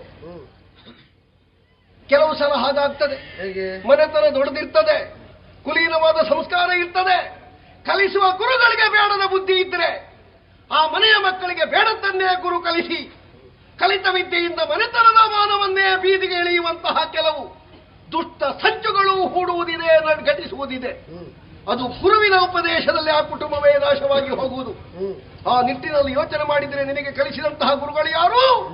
ವಶಿಷ್ಠರು, ವಿಶ್ವಾಮಿತ್ರರು ಮೊದಲಾದಂತಹ ಖಲಪಂಡಿತರು, ಶಾಸ್ತ್ರವೇತ್ತರು, ದಿವ್ಯಾಂಗ ಚರಿತರು, ಮಂತ್ರವೇತ್ತರು, ಮಂತ್ರದೃಷ್ಟಾರರು. ಅಂತವರ ಕರಕಮಲ ಸಂಜಾತನಾಗಿ ನೀನಿಂಥದ್ದನ್ನು ಮಾಡಬಾರದಿತ್ತು. ಮಾಡುವುದಕ್ಕೂ ಇಲ್ಲ ಅಂತ ನಾ ಯೋಚನೆ ಮಾಡಿದ್ರೆ ಇದು ನಿನ್ನಿಂದಲೇ ಘಟಿಸಿದೆ ಅಂತಾದ್ರೆ ಏನು? ಇದಕ್ಕೆ ನನಗೆ ಉತ್ತರ ಸಿಗುತ್ತಾ ಇಲ್ಲ. ಆದ್ರೆ ಒಂದು ಹೇಳಬಲ್ಲೆ, ನೀನು ನನ್ನನ್ನು ನೋಡುವಾಗ ನನಗೆ ನೀನು ಹೇಗಾಗಿ ಕಾಣ್ತಿ ಗೊತ್ತಾ? ಗಂಡನಿಲ್ಲದ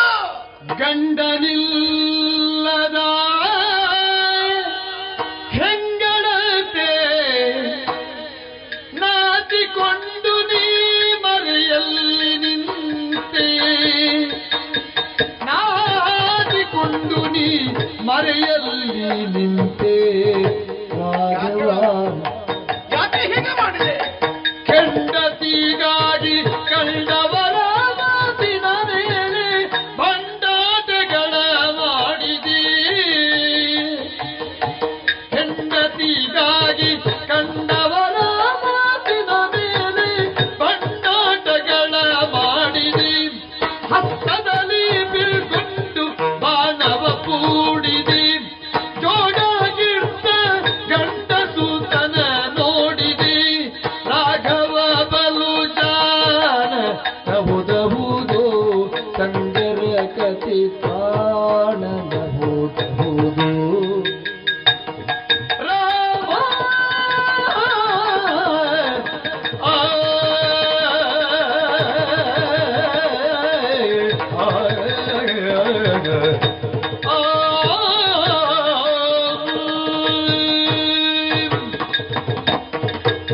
ರಾಘವ,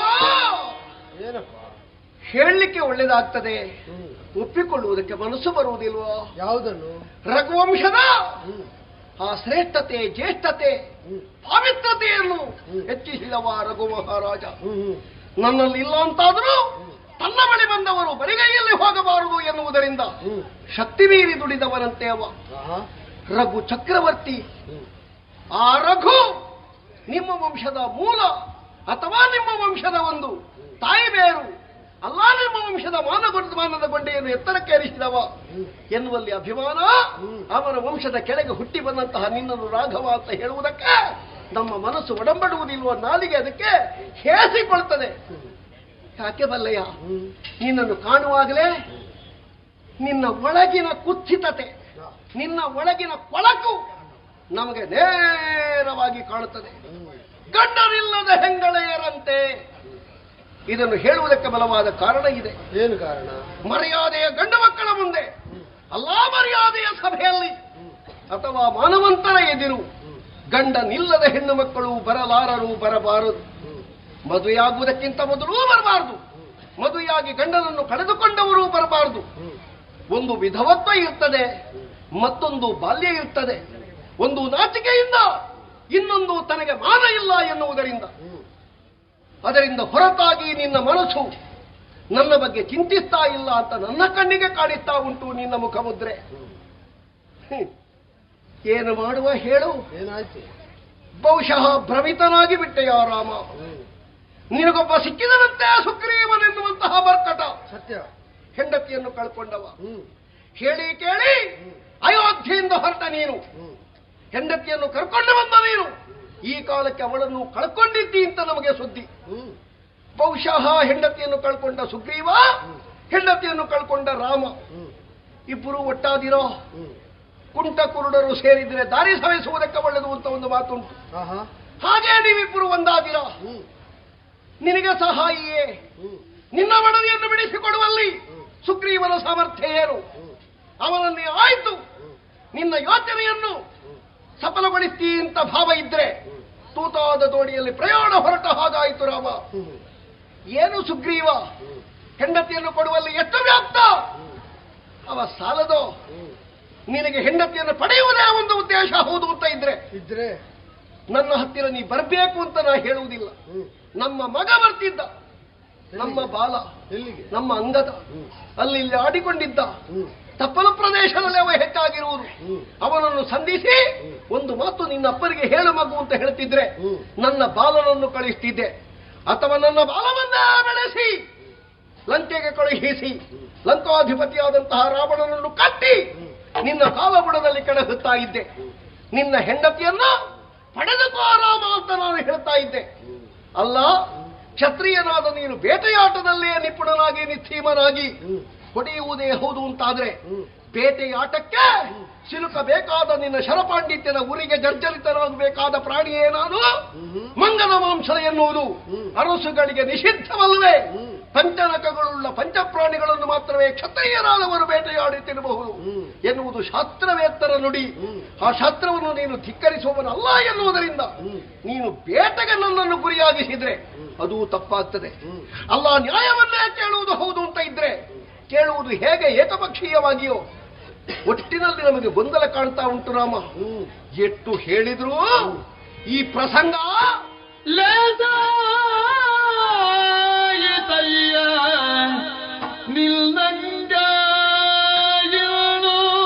ಏಸು ಕೇಳಿದರು ಪ್ರಸಂಗ ಲೇಸಾಗಿತಯ್ಯ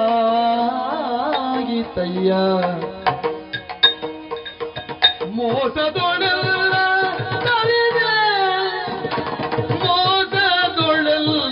ತರಿದೆ ನಿನಗದರಿಂದ ಲೇಸು ಕೀರ್ತಿಗಳು ಬಂತು, ಕಾಯದೊಳಿದ್ದ ಪಾಶತಾಶೆಗಳು ಸಂತು. ಮತ್ಸರವೆಂಬವಾದಿ ಪಂಥಗಳಿಲ್ಲಿತ್ತು, ರಾಘವ ಬಲು ಜಾಣನ ಬೋಧವುದೋ, ಸಂಗರಗತಿ ಪ್ರಾಣನ ಬೋಧವುದೋ.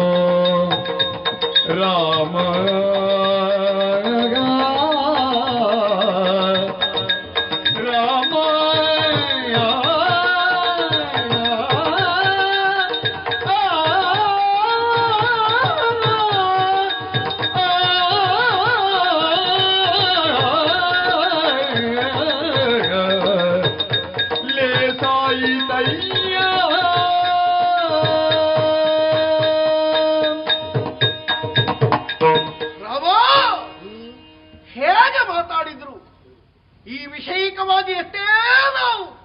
ಹೇಳಿಕೊಂಡ್ರು. ಈ ಪ್ರಸಂಗ ಹೇಗಾಗಬೇಕು ಅಲ್ಲ ಹೇಗಾಗಬಾರ್ದು ಅದಕ್ಕೊಂದು ನಿದರ್ಶನವಾಗಿ ನಿಂತಿತ್ತು ರಾಮ. ಭಗವಂತನಿಗೆ ಸಮರ್ಪಿಸಬೇಕಾದಂತಹ ನೈವೇದ್ಯ ಮಲಿನಗೊಂಡಿತು ಅಂತಾದ್ರೆ ಸ್ವಲ್ಪ ಅಲ್ವಾ, ಇನ್ನೊಮ್ಮೆ ಮಾಡಬಹುದು, ಹೋದದ್ದು ಹೋಯಿತು, ಇಲ್ಲ ಹೇಳಲಿಕ್ಕಿಲ್ಲ. ಆ ನೈವೇದ್ಯ ಹೋಯಿತು ರಾಮ. ತ್ಯಾಜ್ಯ ಇದು ತನಕ ಗಂಡು ಸುತನಾಗಿ ಬೆರೆದಿದ್ದಂತಹ ಬಾಲಿ ಇನ್ನೊಬ್ಬರ ಗಾಯಕ್ಕೆ ಸಿಲುಕಿದವನಲ್ಲ. ಜೋಡಾಗಿದ್ದಂತಹ ಬಾಲಿ ಇವತ್ತು ತುಂಡಾದ ರಾಮ, ತುಂಡಾದ. ಏನು ಹೇಳಿದ್ರು ಈ ಪ್ರಸಂಗದಲ್ಲಿ ನನ್ನನ್ನು ಸಮಾಧಾನಿಸಿಕೊಳ್ಳುವುದಕ್ಕೆ ನನ್ನಲ್ಲಿಯೂ ಧೈರ್ಯ ಇಲ್ಲ. ಮತ್ತೊಬ್ಬರ ಧೈರ್ಯದ ನುಡಿಗಳು ನನಗೆ ಸಾಕಾಗದವೇನೋ ಅಂತ ಅನಿಸ್ತದೆ. ಯಾಕಂದ್ರೆ ಜರ್ಜರಿತನಾಗಿದ್ದಾನೆ. ಅರಗುಳಿಯ ಬಾಣಕ್ಕೆ ವಿಲವಿಲನೆ ತುತ್ತಾಗಿ ಬೀಳುವ ಗರುಡರ ಹಾಗೆ ನನ್ನ ಜೀವ ಕುಣಿಯುತ್ತಾ ಉಂಟು. ಒಂದು ಕಾಲದಲ್ಲಿ ಏಕಾಂಗವೀರನಾಗಿ ಸಮುದ್ರವತನವನ್ನು ಮಾಡಿದ ನಾನು. ಈ ಕಾಲಕ್ಕೆ ನಿನ್ನ ಮೋಸದ ಎಸಗಿಗೆ, ನಿನ್ನ ಕುತಂತ್ರಕ್ಕೆ ಬಲಿಯಾಗಿ ಈ ತೆರನಾಗಿ ಅಸಹಾಯಕನಾಗಿ ಹೋದೆನಲ್ಲ ನಾನು. ಆದ್ರೆ ರಾಮ, ಪ್ರಾಣ ಹೋಗುವುದಕ್ಕಿಂತ ಮೊದಲು ಒಂದು ಆಶೆ ಉಂಟು. ಏನು ಆಶೆ? ನೀ ಮಾಡಿದ್ದು ಸರಿಯಲ್ಲ ಅಂತ ನನಗೆ ಗೊತ್ತುಂಟು. ಸರಿಯಲ್ಲದೇ ಇದ್ದದನ್ನು ಮಾಡುವುದಕ್ಕೆ ನಿನ್ನ ಮನಸ್ಸು ಹೇಗೆ ಒಡಂಬಟ್ಟಿತೋ, ಯಾರಿಗಾಗಿ, ಯಾಕಾಗಿ, ಯಾವುದಕ್ಕಾಗಿ ಹೀಗೆ ಮಾಡಿದೆ ರಾಮ? ಹೇಳು ಹೇಳು ಹೇಳು. ವಾಲಿ ಮಾಡಿದ್ದು ಸರಿಯೋ ತಪ್ಪೋ ನನಗೆ ಯಾರೂ ನಿರ್ಣಯಿಸಬೇಕಾಗಿಯೇ ಇಲ್ಲ. ಓಹೋ, ಆದರೆ ಯಾರ ಕುರಿತಾಗಿ ನಾ ಮಾಡಿದ್ದೇನೋ ಅವನಿಗೆ ನಾನೇನು ಮಾಡಿದ್ದೇನೆ ಅಂತ ಅರ್ಥ ಆಗಬೇಕು. ಅಂದ್ರೆ ನಾ ಯಾರಿಗೆ ಹೊಡೆದದ್ದು ಬಲ್ಲೆ? ವಾನರದಿಪನೆ ಕೇಳಿನ ಮಾತಾಯ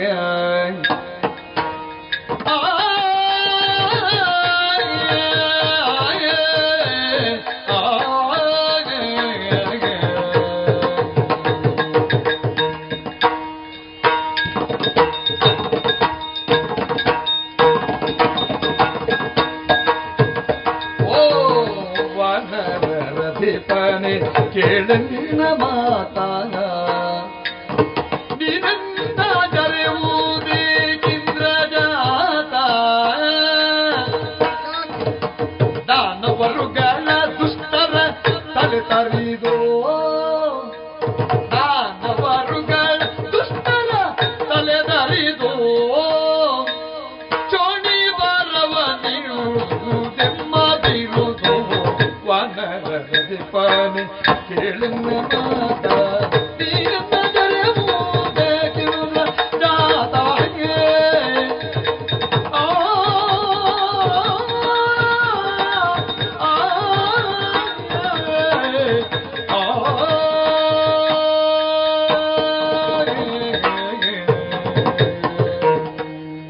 ಹೇಮಮಾಲೆಯನ್ನು ಧರಿಸಿದಂತಹ ಇಂದ್ರನಂದನನಾದ ವಾಲಿ ವಾನರಾಧಿಪತಿ ಇದ್ದೀನಿ.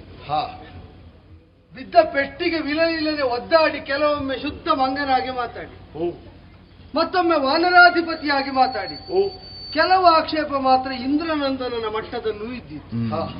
ಯಾವುದಕ್ಕೆ ಉತ್ತರಿಸಬೇಕು, ಎಷ್ಟು ಉತ್ತರಿಸಬೇಕು ಅಂತ ಕೇಳಿದ ನಮ್ಮ ವಿವೇಚನೆಗೆ ಸಂಬಂಧಿಸಿದ ವಿಷಯವಾದ್ದರಿಂದ ನಾನು ನಿರ್ಣಯಿಸಿ ಅದನ್ನು ಮಾತ್ರ ಉಲ್ಲೇಖಿಸ್ತೇನೆ. ಯಾಕೆ ಅಂದರೆ ಸೂರ್ಯಾನ್ವಯದ ಕುರಿತಾಗಿಯೋ ಹಿಂದಿನ ಪರಂಪರೆಯ ಕುರಿತಾಗಿಯೋ ನೀನು ಆಡಿದ ಮಾತಿಗೆಲ್ಲ ನಾವು ಯಾಕೆ ಉತ್ತರಿಸಬೇಕಾಗಿಲ್ಲ ಅಂತಂದ್ರೆ ನಾ ಮಾಡಿದ್ದು ಸರಿ ಉಂಟು ಅಂತಾದ್ರೆ ಅದೆಲ್ಲ ಸರಿ ಅಂತ ಆಗ್ತದೆ, ಇದು ತಪ್ಪು ಅಂತಾದ್ರೂ ಅದೆಲ್ಲ ತಪ್ಪು ಅಂತಾಗುವುದು.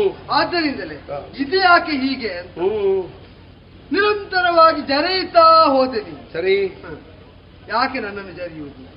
ಇಂದ್ರಜಾತರಲ್ಲೋ ನೀನು. ದೇವಲೋಕದ ಸಂಬಂಧವನ್ನು ದೇವತೆಗಳ ಸಂಬಂಧವನ್ನು ಹೊಂದಿದವರಿಗೆ ಒಂದು ಅರ್ಥ ಆಗಬೇಕು, ನಾನೀಗ ಹೊಡೆದದ್ದು ಸರಿಯಾದರೂ ತಪ್ಪಾದ್ರು ದೇವರ ಪೆಟ್ಟು ಹೇಳಿ ಬೀಳುವುದಿಲ್ಲ. ದೇವರ ಪೆಟ್ಟು ಅದು ಬಿದ್ದ ಮೇಲೆ ಗೊತ್ತಾಗುವುದು, ಅದನ್ನು ಅನುಭವಿಸಲೇಬೇಕು. ಜೀವನಾದವನು ಎಂತಿದ್ದರು, ಹೇಗಿದ್ದರು, ಎಲ್ಲಿದ್ದರು, ಎಷ್ಟು ಮೆರೆಯುತ್ತಾ ಇದ್ದರು, ಎಷ್ಟು ದಯನೀಯ ಅವಸ್ಥೆಯಲ್ಲಿದ್ದರು. ಈಗ ನಿಮಿತ್ತವಾಗಿ ರಾಮ ಒದಗಿರಬಹುದು, ಹೊಡೆದ ವಿಧಾನ ತಪ್ಪೇ ಇದ್ದರೂ ಇರಬಹುದು, ಆದ್ರೆ ನಿನಗೆ ಯಾಕೆ ಬಿತ್ತು ಅದನ್ನು ನೀನು ಯೋಚಿಸಬೇಕು. ರಾಮ ತಪ್ಪು ಮಾಡಲಿ, ರಾಮ ಮಾಡಿದ ತಪ್ಪಿಗೆ ನಾನು ಯಾಕೆ ಗುರಿಯಾದೆ ಅಂತ ಯೋಚಿಸಿದ್ರೆ ಅವನ ತಪ್ಪನ್ನು ನಿಮಿತ್ತವಾಗಿಸಿಕೊಂಡು ದೈವ ನನಗೆ ಹೊಡೆಯಿತು. ಇದು ಇಂದ್ರಜಾತನಾದ ವಾಲಿ ಅರ್ಥ ಮಾಡಿಕೊಳ್ಳಬೇಕಾದ ವಿಷಯ. ನಾ ತಪ್ಪು ಮಾಡಿದ್ದೇನೆ ಅಂತ ಒಪ್ಪುವುದಕ್ಕೆ ಇದನ್ನು ಆಡಿದ್ದಲ್ಲ. ಮತ್ತೆ ಸೂರ್ಯಾನ್ವಯದಲ್ಲಿದ್ದಂತಹ ನನಗೆ ಮಾಡಬೇಕಾದೇನು ಮಾಡಬಾರದು ಯಾವುದು ಅಂತ ಸ್ಪಷ್ಟ ಉಂಟು. ದಾನವರುಗಳ ದುಷ್ಟರ ತಲೆ ತರಿದ್ದು ಚೋಡಿ ಭಾರವನ್ನು ಇಳುಹುವುದನ್ನು ಸೂರ್ಯಾನ್ವಯದವರು ಬಿರುದಾಗಿ ಹೊಂದಿದ್ದಾರೆ. ಅದಕ್ಕೆ ಅಧಿಕಾರ ಬೇಕು ಅಂತಿಲ್ಲ, ಅಂತಸ್ತು ಬೇಕು ಅಂತಿಲ್ಲ, ಪೀಠದಲ್ಲಿ ಕುಳ್ಳಿರಬೇಕು ಅಂತಿಲ್ಲ. ತಾಟಕೆ ಅಂತ ಆ ತಾಟಕೆಯನ್ನು ಕೊಂದು ಕಳೆಯುವಾಗ ವಿಶ್ವಾಮಿತ್ರರೇ ನೀನು ಯುವರಾಜನಾಗಲಿಲ್ಲ, ಇನ್ನು ಪಟ್ಟ ಸಿಕ್ಕಲಿಲ್ಲ, ಅಧಿಕಾರ ಬರಲಿಲ್ಲ ಅಂತ ಹೇಳಲಿಲ್ಲ. ಕರ್ತವ್ಯಂ ರಾಜಸೂನುನ, ದುಷ್ಟರನ್ನು ದಮನ ಮಾಡುವುದು ರಾಜನ ಮಗನಾಗಿ ಹುಟ್ಟಿದ್ರೆ ಸಾಕು ಅವನಿಗೆ ಕರ್ತವ್ಯ ಅಂದ್ರು. ಆ ನೆಲೆಯಲ್ಲಿ ದಾನವತ್ವವುಳ್ಳ ದೌಷ್ಟ್ಯವುಳ್ಳ ಯಾರನ್ನಾದರೂ ನಿಗ್ರಹಿಸಿ ಭೂಭಾರ ಹರಣವನ್ನು ಮಾಡುವುದು ನನಗೆ ಕರ್ತವ್ಯ ಕರ್ಮವಾಗುತ್ತದೆ. ತಿನ್ನುವುದಕ್ಕಲ್ವ ಮಾಂಸಕ್ಕಾಗಿ ಮಂಗಕ್ಕೆ ಹೊಡಿಬಾರದು ಅಂತ ಶಾಸ್ತ್ರ ಇರುವುದು. ನೀನೇನು ಭಾವಿಸಿದ್ದಿ? ಒಂದು ಪ್ರಾಣಿಗೆ ಹೊಡೆಯುವುದಲ್ಲ ತಿನ್ನುವುದಕ್ಕೆ ಮಾತ್ರ ಅಂತ ಭಾವಿಸಿದ್ದಿ. ತಿನ್ನದೆ ಬೇರೆ ಕೆಲಸಕ್ಕೆ ಹೊಡೆಯುವುದಕ್ಕಾಗುತ್ತದೆ. ಆ ಪ್ರಾಣಿಯೇ ಕ್ರೂರ ಮೃಗ ಹೌದು ಅಂತಾದರೆ ಆಗ ಆ ನ್ಯಾಯದ ಕಕ್ಷೆಯಲ್ಲಿ ವಿಷಯ ಬರುವುದಿಲ್ಲ. ದಾನವತ್ವವನ್ನು ಹೊಂದಿದಂತಹ ಅಥವಾ ದೌಷ್ಟ್ಯವನ್ನು ವಿಜೃಂಭಿಸುವಂತೆ ಮಾಡುವ ಪಾಶವಿ ಪ್ರವೃತ್ತಿಯನ್ನು ತೋಡಿದ ಮನುಷ್ಯರಿಗೋ ರಾಕ್ಷಸರಿಗೋ ಮೃಗಗಳಿಗೋ ಪಕ್ಷಿಗಳಿಗೋ ಹೊಡೆಯುವ ಅವುಗಳನ್ನು ರಕ್ಷಿಸುವ ಅಧಿಕಾರ ಸೂರ್ಯಾನ್ವಯದಲ್ಲಿದ್ದ ರಾಮನಿಗುಂಟು. ಇಕ್ಷ್ವಾಕೂಣಾಮಿಯಂ ಭೂಮಿ ಸಶ ವನಶೈಲ ವನಕಾನನ ಮೃಗ ಪಕ್ಷಿ ಮನುಷ್ಯಾಣ ನಿಗ್ರಹಾನುಗ್ರಹೇಶ್ವತಿ ನಿಗ್ರಹ ಮಾಡುವುದಕ್ಕೂ ಅನುಗ್ರಹ ಮಾಡುವುದಕ್ಕೂ ಇಕ್ಷ್ವಾಕು ವಂಶಸ್ಥರಿಗೆ ಅಧಿಕಾರ ಇದ್ದೇ ಉಂಟು. ಈಗ ನೃಪತಿಯಾಗಿರುವುದು ಭರತಸ್ತು ಮಹೀಪಾಲ ವಯಂತ ಆದೇಶವರ್ತಿನ. ಅವನ ಆದೇಶವನ್ನು ಅನುಸರಿಸ್ತಾ ನಾವು ಅವನಿಗೆ ಬೇಕಾಗಿ ಧರ್ಮಾಧರ್ಮ ನಿರ್ಣಯದಲ್ಲಿ ನ್ಯಾಯಾನ್ಯಾಯ ವಿವೇಚನೆಯಲ್ಲಿ ತಪ್ಪು ಮಾಡಿದವರು ಅಂತ ಕಂಡ್ರೆ ಹೇಸದೆ ಹೆದರದೆ ಅವರನ್ನು ಹೊಡೆದುರುಳಿಸುವಲ್ಲಿ ಪ್ರವೃತ್ತರಾಗುತ್ತಾ ಇದ್ದೇವೆ. ಅರಣ್ಯ ಮುಖದಲ್ಲಿ ನಾ ಸೂರ್ಯವಂಶೀಯ ರಾಜಪ್ರತಿನಿಧಿಯಾಗಿ ನಿನಗೆ ಹೊಡೆದದ್ದು ಸರಿ. ರಾಮ, ಅಸ್ಖಲಿತವಾದ ನುಡಿ ನಿನ್ನ ವಾಕ್ಯ ಒಂದು ತೆರನಾದಂತಹ ಬಾಣದ ಹಾಗೆ. ನಾನೊಂದು ಮಾತು ಕೇಳಲೆ, ಧಾರಾಳ ಕೇಳು. ಶಿಕ್ಷಿಸುವುದಕ್ಕೆ ನನಗೆ ಅಧಿಕಾರ ಇದೆ ಅಂತ ನೀವೊಂದು ಮಾತು ಹೇಳಿ. ಹೌದು, ಶಿಕ್ಷಿಸುವುದು ಅಪರಾಧಿಯನ್ನಲ್ವಾ? ಹೌದು. ಅಪರಾಧಿಯನ್ನಾದರೂ ಶಿಕ್ಷಿಸುವಾಗ ಅದಕ್ಕೊಂದು ಪರಿಧಿ ಇಲ್ವಾ? ಅದಕ್ಕೊಂದು ವ್ಯವಸ್ಥೆ ಇಲ್ವಾ? ಅದಕ್ಕೊಂದು ರಾಜ್ಯಾಂಗ ಅಂತ ಇಲ್ವಾ? ಆ ವ್ಯವಸ್ಥೆಯಲ್ಲಿ ಇದ್ದೇನಲ್ಲ. ರಾಜ್ಯಾಂಗದ ವಿಧಿವಿಧಾನದಲ್ಲಿ ಒಂದು ಮಂತ್ರಿಮಂಡಲದಲ್ಲಿ ಒಂದು ಸಮೀಕ್ಷೆ ಬೇಡವಾ? ಒಬ್ಬ ಅಪರಾಧಿ ಅಂತ ಪರಿಗಣಿತನಾಗಬೇಕು ಅಂತ ಇದ್ರೆ ಯಾರೋ ಒಬ್ಬ ಹೇಳಿದ್ದನ್ನು ಏನೋ ಒಂದು ದೂರ ಹಿಡ್ಕೊಂಡು ಏಕಪಕ್ಷೀಯವಾದಂತಹ ನೆಲೆಯಲ್ಲಿ ಹೊಡೆಯುವುದೇ ಯಾವುದಾದ್ರೆ ನಿನ್ನದು ನ್ಯಾಯ ಸರಿ ಅಂತ ಹೇಳುವುದು ಹೇಗೆ? ನೀನು ಧರ್ಮಪಕ್ಷಪಾತಿ ಅಂತ ಹೇಳುವುದು ಹೇಗೆ? ಸುಗ್ರೀವನನ್ನು ಊರಿಂದ ಹೊರಗಾಕುವಾಗ ನೀನು ಮಂತ್ರಿಮಂಡಲ ಸೇರಿಸಿ ನ್ಯಾಯಾಂಗ ಪರಿವೀಕ್ಷಣೆ ಮಾಡಿ ಹೊರಗಾಕಿದ್ದ. ಅದು ನಮ್ಮ ಅಣ್ಣ ತಮ್ಮಂದಿರ ವ್ಯವಹಾರ. ಇರ್ಲಿ, ಈಗ ನೀನು ಇಲ್ಲಿಗೆ ವಾನರಾಧಿಪತಿ. ಹೌದು. ನಾನು ಯಾಕದನ್ನು ಹೇಳಿದ್ದು ಗೊತ್ತೋ? ತಮ್ಮನಿಗೆ ಒಂದು ಕಾಲದಲ್ಲಿ ಆ ದುರವಸ್ಥೆ ಕೊಟ್ಟವನಿಗೆ ಇದು ದೇವರು ಕೊಟ್ಟ ಪೆಟ್ಟು ಅಂತ ಮತ್ತೆ ಹೇಳುವುದಕ್ಕೆ ತಮ್ಮನನ್ನು ಸುಮ್ಮನೆ ಹೊರಗೆ ಹಾಕಿದ್ದಲ್ಲ. ಅಲ್ಲ, ವಿಚಾರಣೆ ಮಾಡಿದ್ದೇನೆ. ವಿಚಾರಣೆ ಮಾಡಿದ್ದಾರೆ. ವಿಚಾರಣೆಗೆ ಅವಕಾಶವೇ ಇಲ್ಲ ಅಂತದ್ದು ನನ್ನ ದೃಶ್ಯದಲ್ಲೇ ಕಂಡಿದೆ. ನಾ ಬರುವಾಗ ನನ್ನ ಹೆಂಡತಿಯನ್ನು ವಾಮ ಪಕ್ಕದಲ್ಲಿ ಕುಳ್ಳಿರಿಸಿ ಅರ್ಥ ಏನು ಅಂತ ಹೇಳಿದಂತಹ ಕಪಿವೀರರನ್ನು ಸೆರೆಮನೆಗೆ ಹಾಕಿದ ವಾಲಿ ಪಕ್ಷಪಾತ ವಿರಹಿತವಾಗಿ ನೀನು ವಿಚಾರಣೆ ಮಾಡಲಿಲ್ಲ. ಸುಗ್ರೀವನದ್ದು ಸರಿ ಉಂಟು, ನಾವು ಹೇಳಿದ್ರಿಂದ ಅವ ಕುಳಿತದ್ದು, ಅವ ಮಾಡಿದ್ದು ಹೀಗೆ ಅಂತ ಯಾರೆಲ್ಲ ಹೇಳುವುದಕ್ಕೆ ಬಂದಿದ್ದಾರೋ ಕಿಷ್ಕಿಂದೆ ಸೇರಿ ಅಂತವರಿಂದ ತುಂಬಿ ಹೋಗಿದೆ. ರಾಮ, ಒಂದು ಮಾತು ಕೇಳುವ. ನನ್ನೊಟ್ಟಿಗೆ ಬಂದ ಸುಗ್ರೀವ ನಾನು ಗುಹಾ ಪ್ರವೇಶದ ಒಳಗೆ ಹೋಗುವಾಗ ಅವನಲ್ಲಿ ಹೇಳಿದ್ದೆ, ನೀ ಬರಬಾರ್ದು, ನಾವು ಬರುವಲ್ಲಿವರೆಗೆ ಕಾಯಬೇಕು ಅಂತ. ಹೌದು, ಕಾದನ ನಾ ಬರುವಲ್ಲಿವರೆಗೆ. ಈಗ ನಿನ್ನಲ್ಲೇ ಕೇಳ್ತೇನೆ, ನೀನು ಈಗ ಬದುಕಿದ್ದು, ಒಂದು ವೇಳೆ ನೀನು ಸತ್ತಿದ್ದರೆ ಅವ ಏನು ಮಾಡಬೇಕಿತ್ತು? ಹುಡುಕಬೇಕಿತ್ತು. ಎಲ್ಲಿ? ನನ್ನನ್ನು ಯಾವ ಗುಹೆಗೆ ನಾನು ಹೋಗಿದ್ದೇನೋ ಪ್ರಾಣಾರ್ಪಣವಾದರೂ ಮಾಡಿ ನಮ್ಮ ಸೇನೆ ಉಂಟಲ್ಲ ಅದನ್ನು ತಕ್ಕೊಂಡು ಬಂದಾದ್ರು ಒಬ್ಬ ಅರಸ ಸತ್ತರೆ ಅವನ ಪ್ರಜೆಗಳಿಗೆ ಅಷ್ಟು ಕರ್ತವ್ಯವೂ ಇಲ್ವಾ? ಇಲ್ಲ, ಆಗುದಿಲ್ಲ. ಮತ್ತೆ ಯಾಕೆ ಆಗುವುದಿಲ್ಲ ಅಂದ್ರೆ ಮಾಯಾವಿಯ ಜೊತೆಯಲ್ಲಿ ನಿನಗಿದ್ದಂತಹ ವೈರ ಅರಸನಾಗಿ ಬಂದ ವೈರ ಅಲ್ಲ, ಪೀಠಕ್ಕೆ ಸಂಬಂಧಿಸಿದ ವೈರ ಅಲ್ಲ, ರಾಜ್ಯಕ್ಕೆ ಸಂಬಂಧಿಸಿದ ವೈರ ಅಲ್ಲ, ಸ್ತ್ರೀ ನಿಮಿತ್ತಕವಾದ ವೈರ. ಹೌದು. ಒಂದು ಸ್ತ್ರೀಗೆ ಸಂಬಂಧಿಸಿ ಪರಸ್ಪರ ಸಂಘರ್ಷ ಮಾಡ್ತಾ ಅಣ್ಣ ಅಂತ ಸಮರ್ಥಿಸುವುದಕ್ಕೆ ಬಂದಂತಹ ಒಬ್ಬ ತಮ್ಮನನ್ನು ಹೊರಗೆ ನಿಲ್ಲಿಸಿ ಮಾತು ಪಡೆದು ಒಳಗೆ ಹೋದಾಗ ಅವ ಅಣ್ಣನಿಗಿಂತ ಕಡಿಮೆ ಬಲದವನು ತಾನೆಂಬುದರಿಂದ ಒಬ್ಬನೇ ಮುಂದೊತ್ತಿ ಬರಲಿಲ್ಲ. ರಾಜ್ಯವನ್ನು ಸೈನ್ಯವನ್ನು ವಿನಿಯೋಗಿಸುವುದಕ್ಕೆ ಇದು ರಾಜನಿಗೆ ಸಂಬಂಧಿಸಿದ ವಿಷಯ ಅಲ್ಲ. ಒಂದು ಹೆಣ್ಣನ್ನು ಹೊಂದುವುದಕ್ಕಾಗಿ ರಾಕ್ಷಸನನ್ನು ವಾನರಾಧಿಪತಿಗೂ ಬಂದ ಸಂಘರ್ಷ. ಆದ್ದರಿಂದ ದುರ್ವಿನಿಯೋಗವನ್ನು ಮಾಡಲಿಲ್ಲ. ಹೊರಗೆ ಬಂದ ಮೇಲೂ ಹೊಡೆಯದಿದ್ರೆ ಅಪರಾಧ ಹೇಳಬೇಕಿತ್ತು. ಹೊರಗೆ ಬಂದದ್ದು ಮಾಯಾವಿಯಲ್ಲ, ವಾಲಿಯೇ ಬಂದಿದ್ದಾನೆ. ಆದ್ದರಿಂದ ಸುಗ್ರೀವನನ್ನು ದೋಷಿಯಾಗಿ ಸ್ಥಾಪಿಸುವುದಕ್ಕಾಗುವುದಿಲ್ಲ. ಆದ್ರೆ ಅವನಿಗೆ ಪ್ರತೀಕಾರವಾಗಿ ನೀ ಮಾಡಿದ್ದನ್ನು ಉಲ್ಲೇಖಿಸಿ ಹೇಳುವುದಾದ್ರೆ ನಿನ್ನಲ್ಲೇ ಕೇಳ್ತೇನೆ, ನ್ಯಾಯವೇ ನ್ಯಾಯವೇ ತಮ್ಮನ ಸತಿಯ ಮುಟ್ಟುವುದು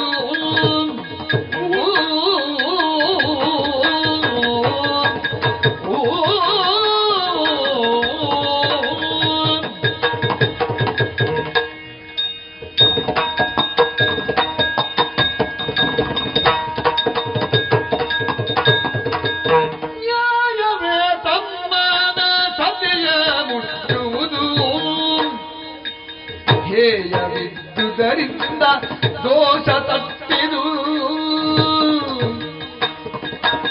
ಪ್ರಾಯ ಚಿತ್ತಗಳಿದು ಪರದೋಷಗಳಿಗೆ ಕಾಯ ಖಂಡನವೆಂಬ ನಿಜ ಮಾತಿನೊಳಗೆ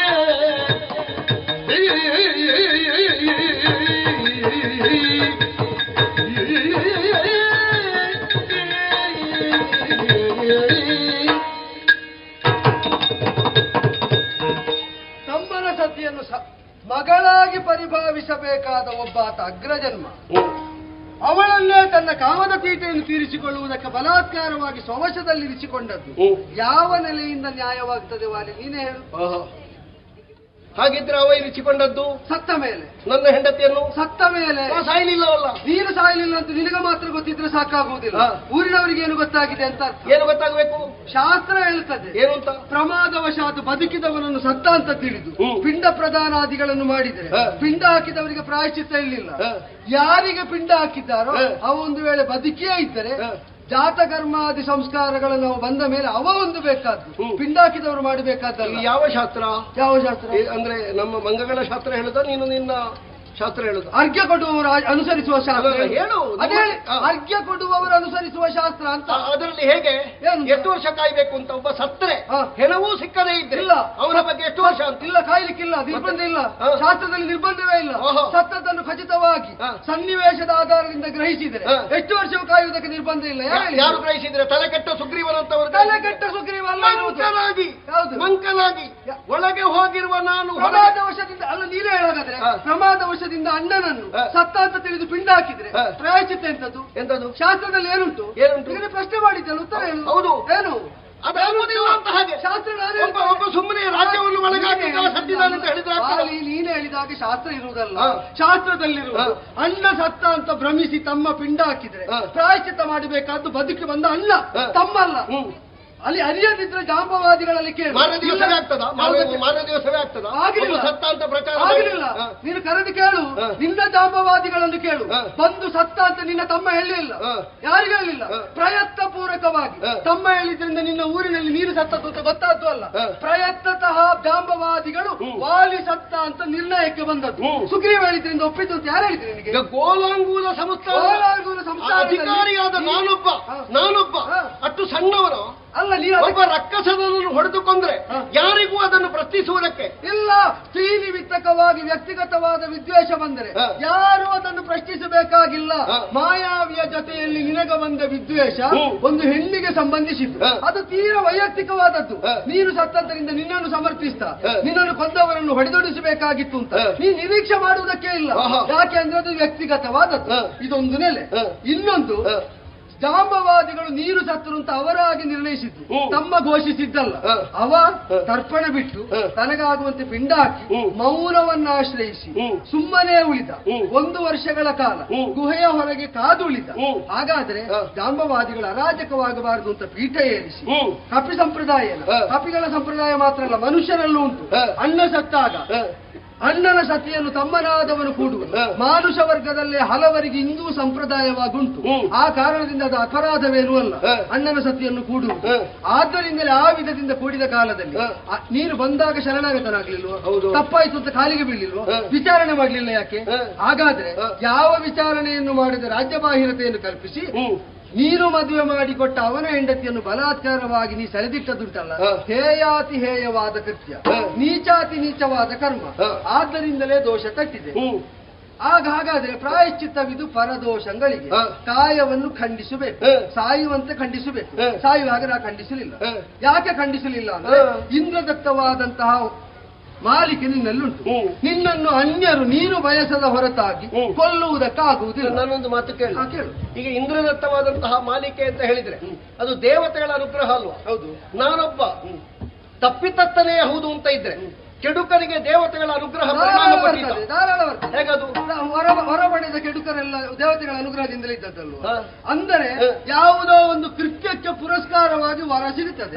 ನೀನು ಶರದಿ ಮತನದಲ್ಲಿ ಸಹಾಯ ಮಾಡಿದ್ದಕ್ಕೆ ಪುರಸ್ಕಾರವಾಗಿ ಹೇಮಮಾಲೆ ಸಿಕ್ಕಿದೆ. ಹಾಗೆ ಅಂತ ನೀ ಮಾಡಿದ್ದೆಲ್ಲ ಸರಿ ಅಂತ ಆಗುವುದಿಲ್ಲ. ಬ್ರಹ್ಮಾದಿಗಳಿಂದ ವರ ಪಡೆದಂತ ಎಷ್ಟು ರಾಕ್ಷಸರು ಹಿರಣ್ಯಾಕ್ಷ ಹಿರಣ್ಯಕಶಿಪುವಿನಿಂದ ತೊಡಗಿ ಆದಿದೈತ್ಯರಿಂದ ತೊಡಗಿ ಅನುಗ್ರಹ ಪಡೆಯಲಿಲ್ಲ. ಅವರೆಲ್ಲ ತಪ್ಪು ಮಾಡಲಿಲ್ಲ ಅಂತ ಅರ್ಥ ಅಲ್ಲ. ವರ ಪಡೆದ ಮೇಲೆ ಮಾಡಿದ್ದೆಲ್ಲ ತಪ್ಪು ಅಂತಲೇ ತಾತ್ಪರ್ಯ.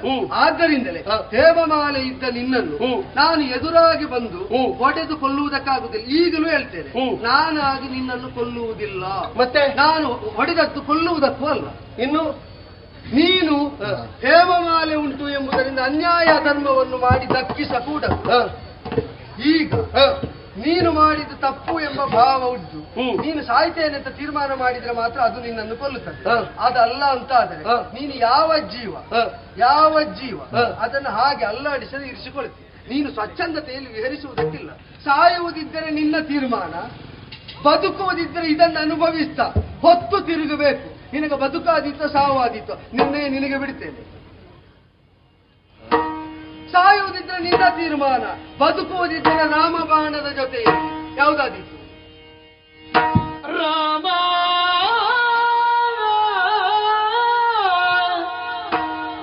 ನಿಲ್ಲ ಬಾಣ ತಾಗಿದ ಮೇಲೆ ಇನ್ನುಂಟೆ ಭೂಮಿಯೊಳಾಸೆಗೆನಗೆ ಕಾಮಿತ ಬೇರಿಲ್ಲ ಕಾಮಿತ ಬೇರಿಲ್ಲ ಚಿತ್ತದಿ ಮುಕ್ತಿಯನಿತ್ತು ಪ್ರೇಮದಿ ರಕ್ಷಿಸಿಲ್ಲ ಕರುಣವಿದ್ದರೆ ಸಾಕು ಪಾದದ ಕರುಣವಿದ್ದರೆ ಸಾಕು ಪರಿಪೂರ್ಣವಾಗಿ ಪಾಲಿಸಿಕೊಳ್ಳಬೇಕೆಂಬ ಕರುಣವಿದ್ದರೆ ಸಾಕು ರಾಮ. 3 ದಿನದ ಈ ಸಂಸಾರ ಶಾಶ್ವತವಲ್ಲ, ಘೋರ ಪಾಪಗಳ ಸಂಹಾರ ಮಾಡುವುದು ಕರುಣವಿದ್ದರೆ ಸಾಕು ನಿನ್ನ ಪಾದದ ಕರುಣವಿದ್ದರೆ ಸಾಕು ರಾಮ. ಆಗ ರಾಮ ರಾಮ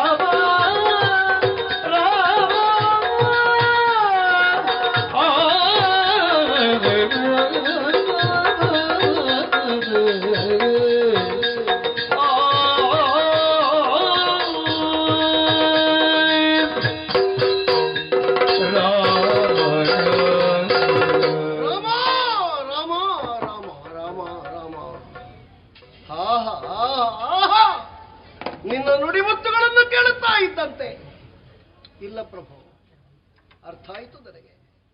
ನಾನು ಯಾರು, ನಾನು ಯಾಕೆ ಹೀಗೆ ಎಲ್ಲ ಕಾಣ್ತದೆ ನನಗೆ. ಆಡಿದ್ದು ಸರಿ ಅಂತ ಕಂಡ್ರೆ ಹೊಸದಾದ ಕೊಡುಗೆ ಎಂದುಂಟು. ಬದುಕುವುದಿದ್ದರೆ ಬಾಣ ನೋಯದಂತೆ ಮರಳಿ ಕರೆಯಬಲ್ಲೆ, ಆದರೆ ಒಂದೇ ಬುದ್ಧಿಯಿಂದ ಸತ್ಯವನ್ನು ಬಿಡದೆ ತಮ್ಮನ ಜೊತೆ ಸೇರಿ ಬದುಕಬೇಕು.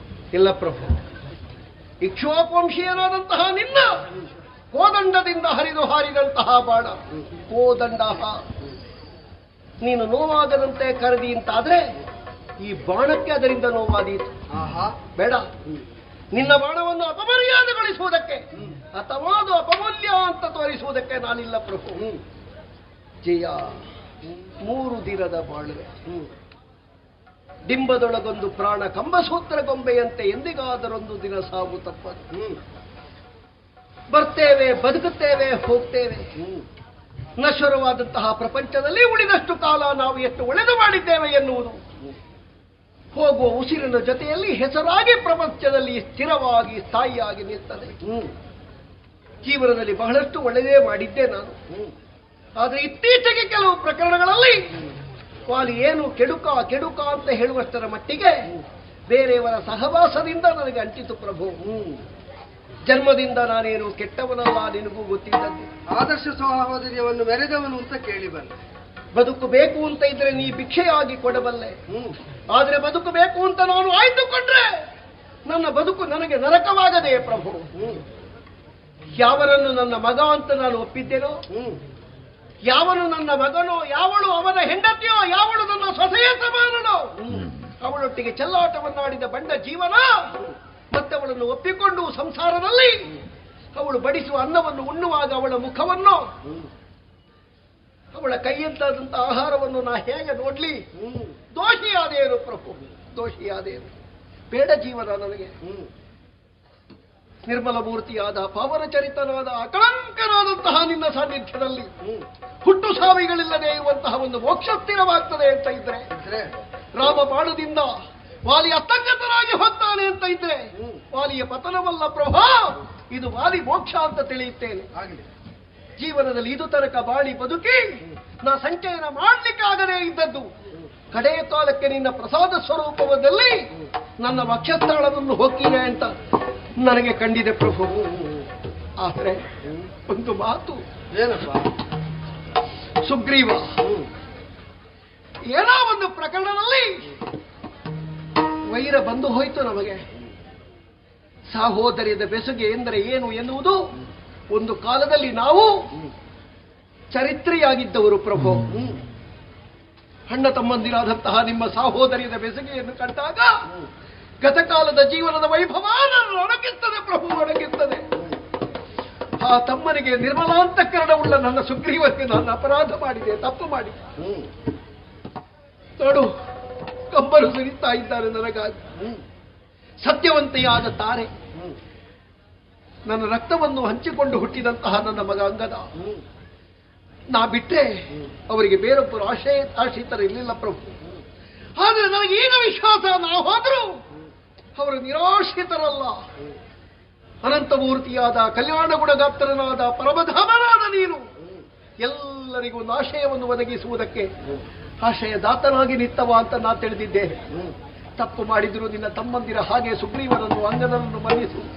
ನಿನ್ನ ಮನೆಯ ಹೆಂಗಸರಂತೆ ನನ್ನ ತಾರೆಯನ್ನು ನೀ ಕಾಪಾಡು ಪ್ರಭು. ಪರರಸತಿಯನ್ನು ಅಪಹರಿಸಿದ ವಾಲಿಯ ಸಮರ್ಥಕರಾಗಿದ್ದ ರಾಕ್ಷಸ ಸಾಮ್ರಾಜ್ಯವನ್ನು, ವಾನರ ಸಾಮ್ರಾಜ್ಯವನ್ನು, ರಾಕ್ಷಸ ಸಾಮ್ರಾಜ್ಯದಲ್ಲಿ ಪರರಸತಿಯನ್ನು ಅಪಹರಿಸಿದ ದುಷ್ಟನನ್ನು ಹುಡುಕುವುದಕ್ಕೆ ಸುಗ್ರೀವ ವಿನಿಯೋಗಿಸ್ತೇನೆ ಎಂದಿದ್ದಾನೆ. ಅರ್ಥ ಏನು? ಇದು ತನಕ ಇಲ್ಲದ ಹೊಸ ಸಂಸ್ಕಾರವನ್ನು ಈ ಜನಪದಕ್ಕೆ ಕೊಡ್ತೇನೆ ಅಂತ ಸಂಕಲ್ಪ ಮಾಡಿದ್ದಾನೆ. ಅವನನ್ನು ವಾನರಾಧಿಪತಿಯಾಗಿಸುವ ಹೊಣೆ ನನಗೆ ಬಿಡು. ನನ್ನ ತಮ್ಮಂದಿರ ಸಾಲಿನಲ್ಲಿ ಅಂಗದನನ್ನು ಇರಿಸಿ ಸುರಕ್ಷಿತವಾಗಿ ಅವನನ್ನು ಪೋಷಿಸುವ ಹೊಣೆಯನ್ನು ನನಗೆ ಬಿಡು ಪ್ರಭು. ಹಳ್ಳಿಗೆ ನಾಟಿದಂತಹ ಬಾಣವನ್ನು ಹೊರಗೆ ಸೆಳೆಯುವುದಕ್ಕೆ ನನ್ನ ಪ್ರಾಣ ಸಾಕಾಗುವುದು. ಈ ಬಾಣ ಚುಚ್ಚಿದ್ದಷ್ಟು ಹೊತ್ತು ನನ್ನ ಪ್ರಾಣ ಹೋಗುವುದಿಲ್ಲ ಅಂತ ನನಗೆ ಗೊತ್ತು. ಸಂಜೀವನೇ, ಕರುಣಾಕರನೇ, ಕೃಪಾ ಸಿಂಧುವೇ, ಈ ಬಾಣವನ್ನು ಎಳೆ ನನಗೊಂದು ಮೋಕ್ಷದ ಎಳೆಯನ್ನು ಕರುಣಿಸು ಪ್ರಭು. ಬಿಡುಗಡೆ ಬೇಕಾದದ್ದು ಯಾಕೆ ಗೊತ್ತೋ? ಕುಟುಂಬದಲ್ಲಿದ್ದ ಹೆಣ್ಣು ಮಕ್ಕಳಿಗೆ ಆ ಕುಟುಂಬದ ಹಿರಿಯರೇ ತಪ್ಪಿ ನಡೆದರೆ ದೇವರೇ ಒಂದು ಬೇಕಾದ್ರೆ ಬದುಕಿಸ್ತೇನೆ ಅಂತ ಹೇಳಿದ್ರು ಬದುಕುವುದ ಅರ್ಹತೆಯನ್ನು ಕಳೆದುಕೊಂಡಿರ್ತಾರೆ. ಇದು ವಾಲಿಯ ಬದುಕಿನಿಂದ ವಾನರರಿಗೂ ಮಾನವರಿಗೂ ಪಾಠವಾಗುತ್ತದೆ ಅಂತ ಆದ್ರೆ ಆ ಪಾಠವನ್ನು ಶಾಶ್ವತವಾಗಿಸಿ ಇದೋ ನಿನ್ನ ಅಪೇಕ್ಷೆಯಂತೆ ಆ ಪರಮ ಚೈತನ್ಯದಲ್ಲಿ ನಿನ್ನ ಆತ್ಮ ಚೈತನ್ಯ ಸೇರಿ ಹೋಗುವುದಕ್ಕಾಗಿ ಬಿಟ್ಟ ಬಾಣವನ್ನು ಪ್ರಾಣ ಸಹಿತವಾಗಿ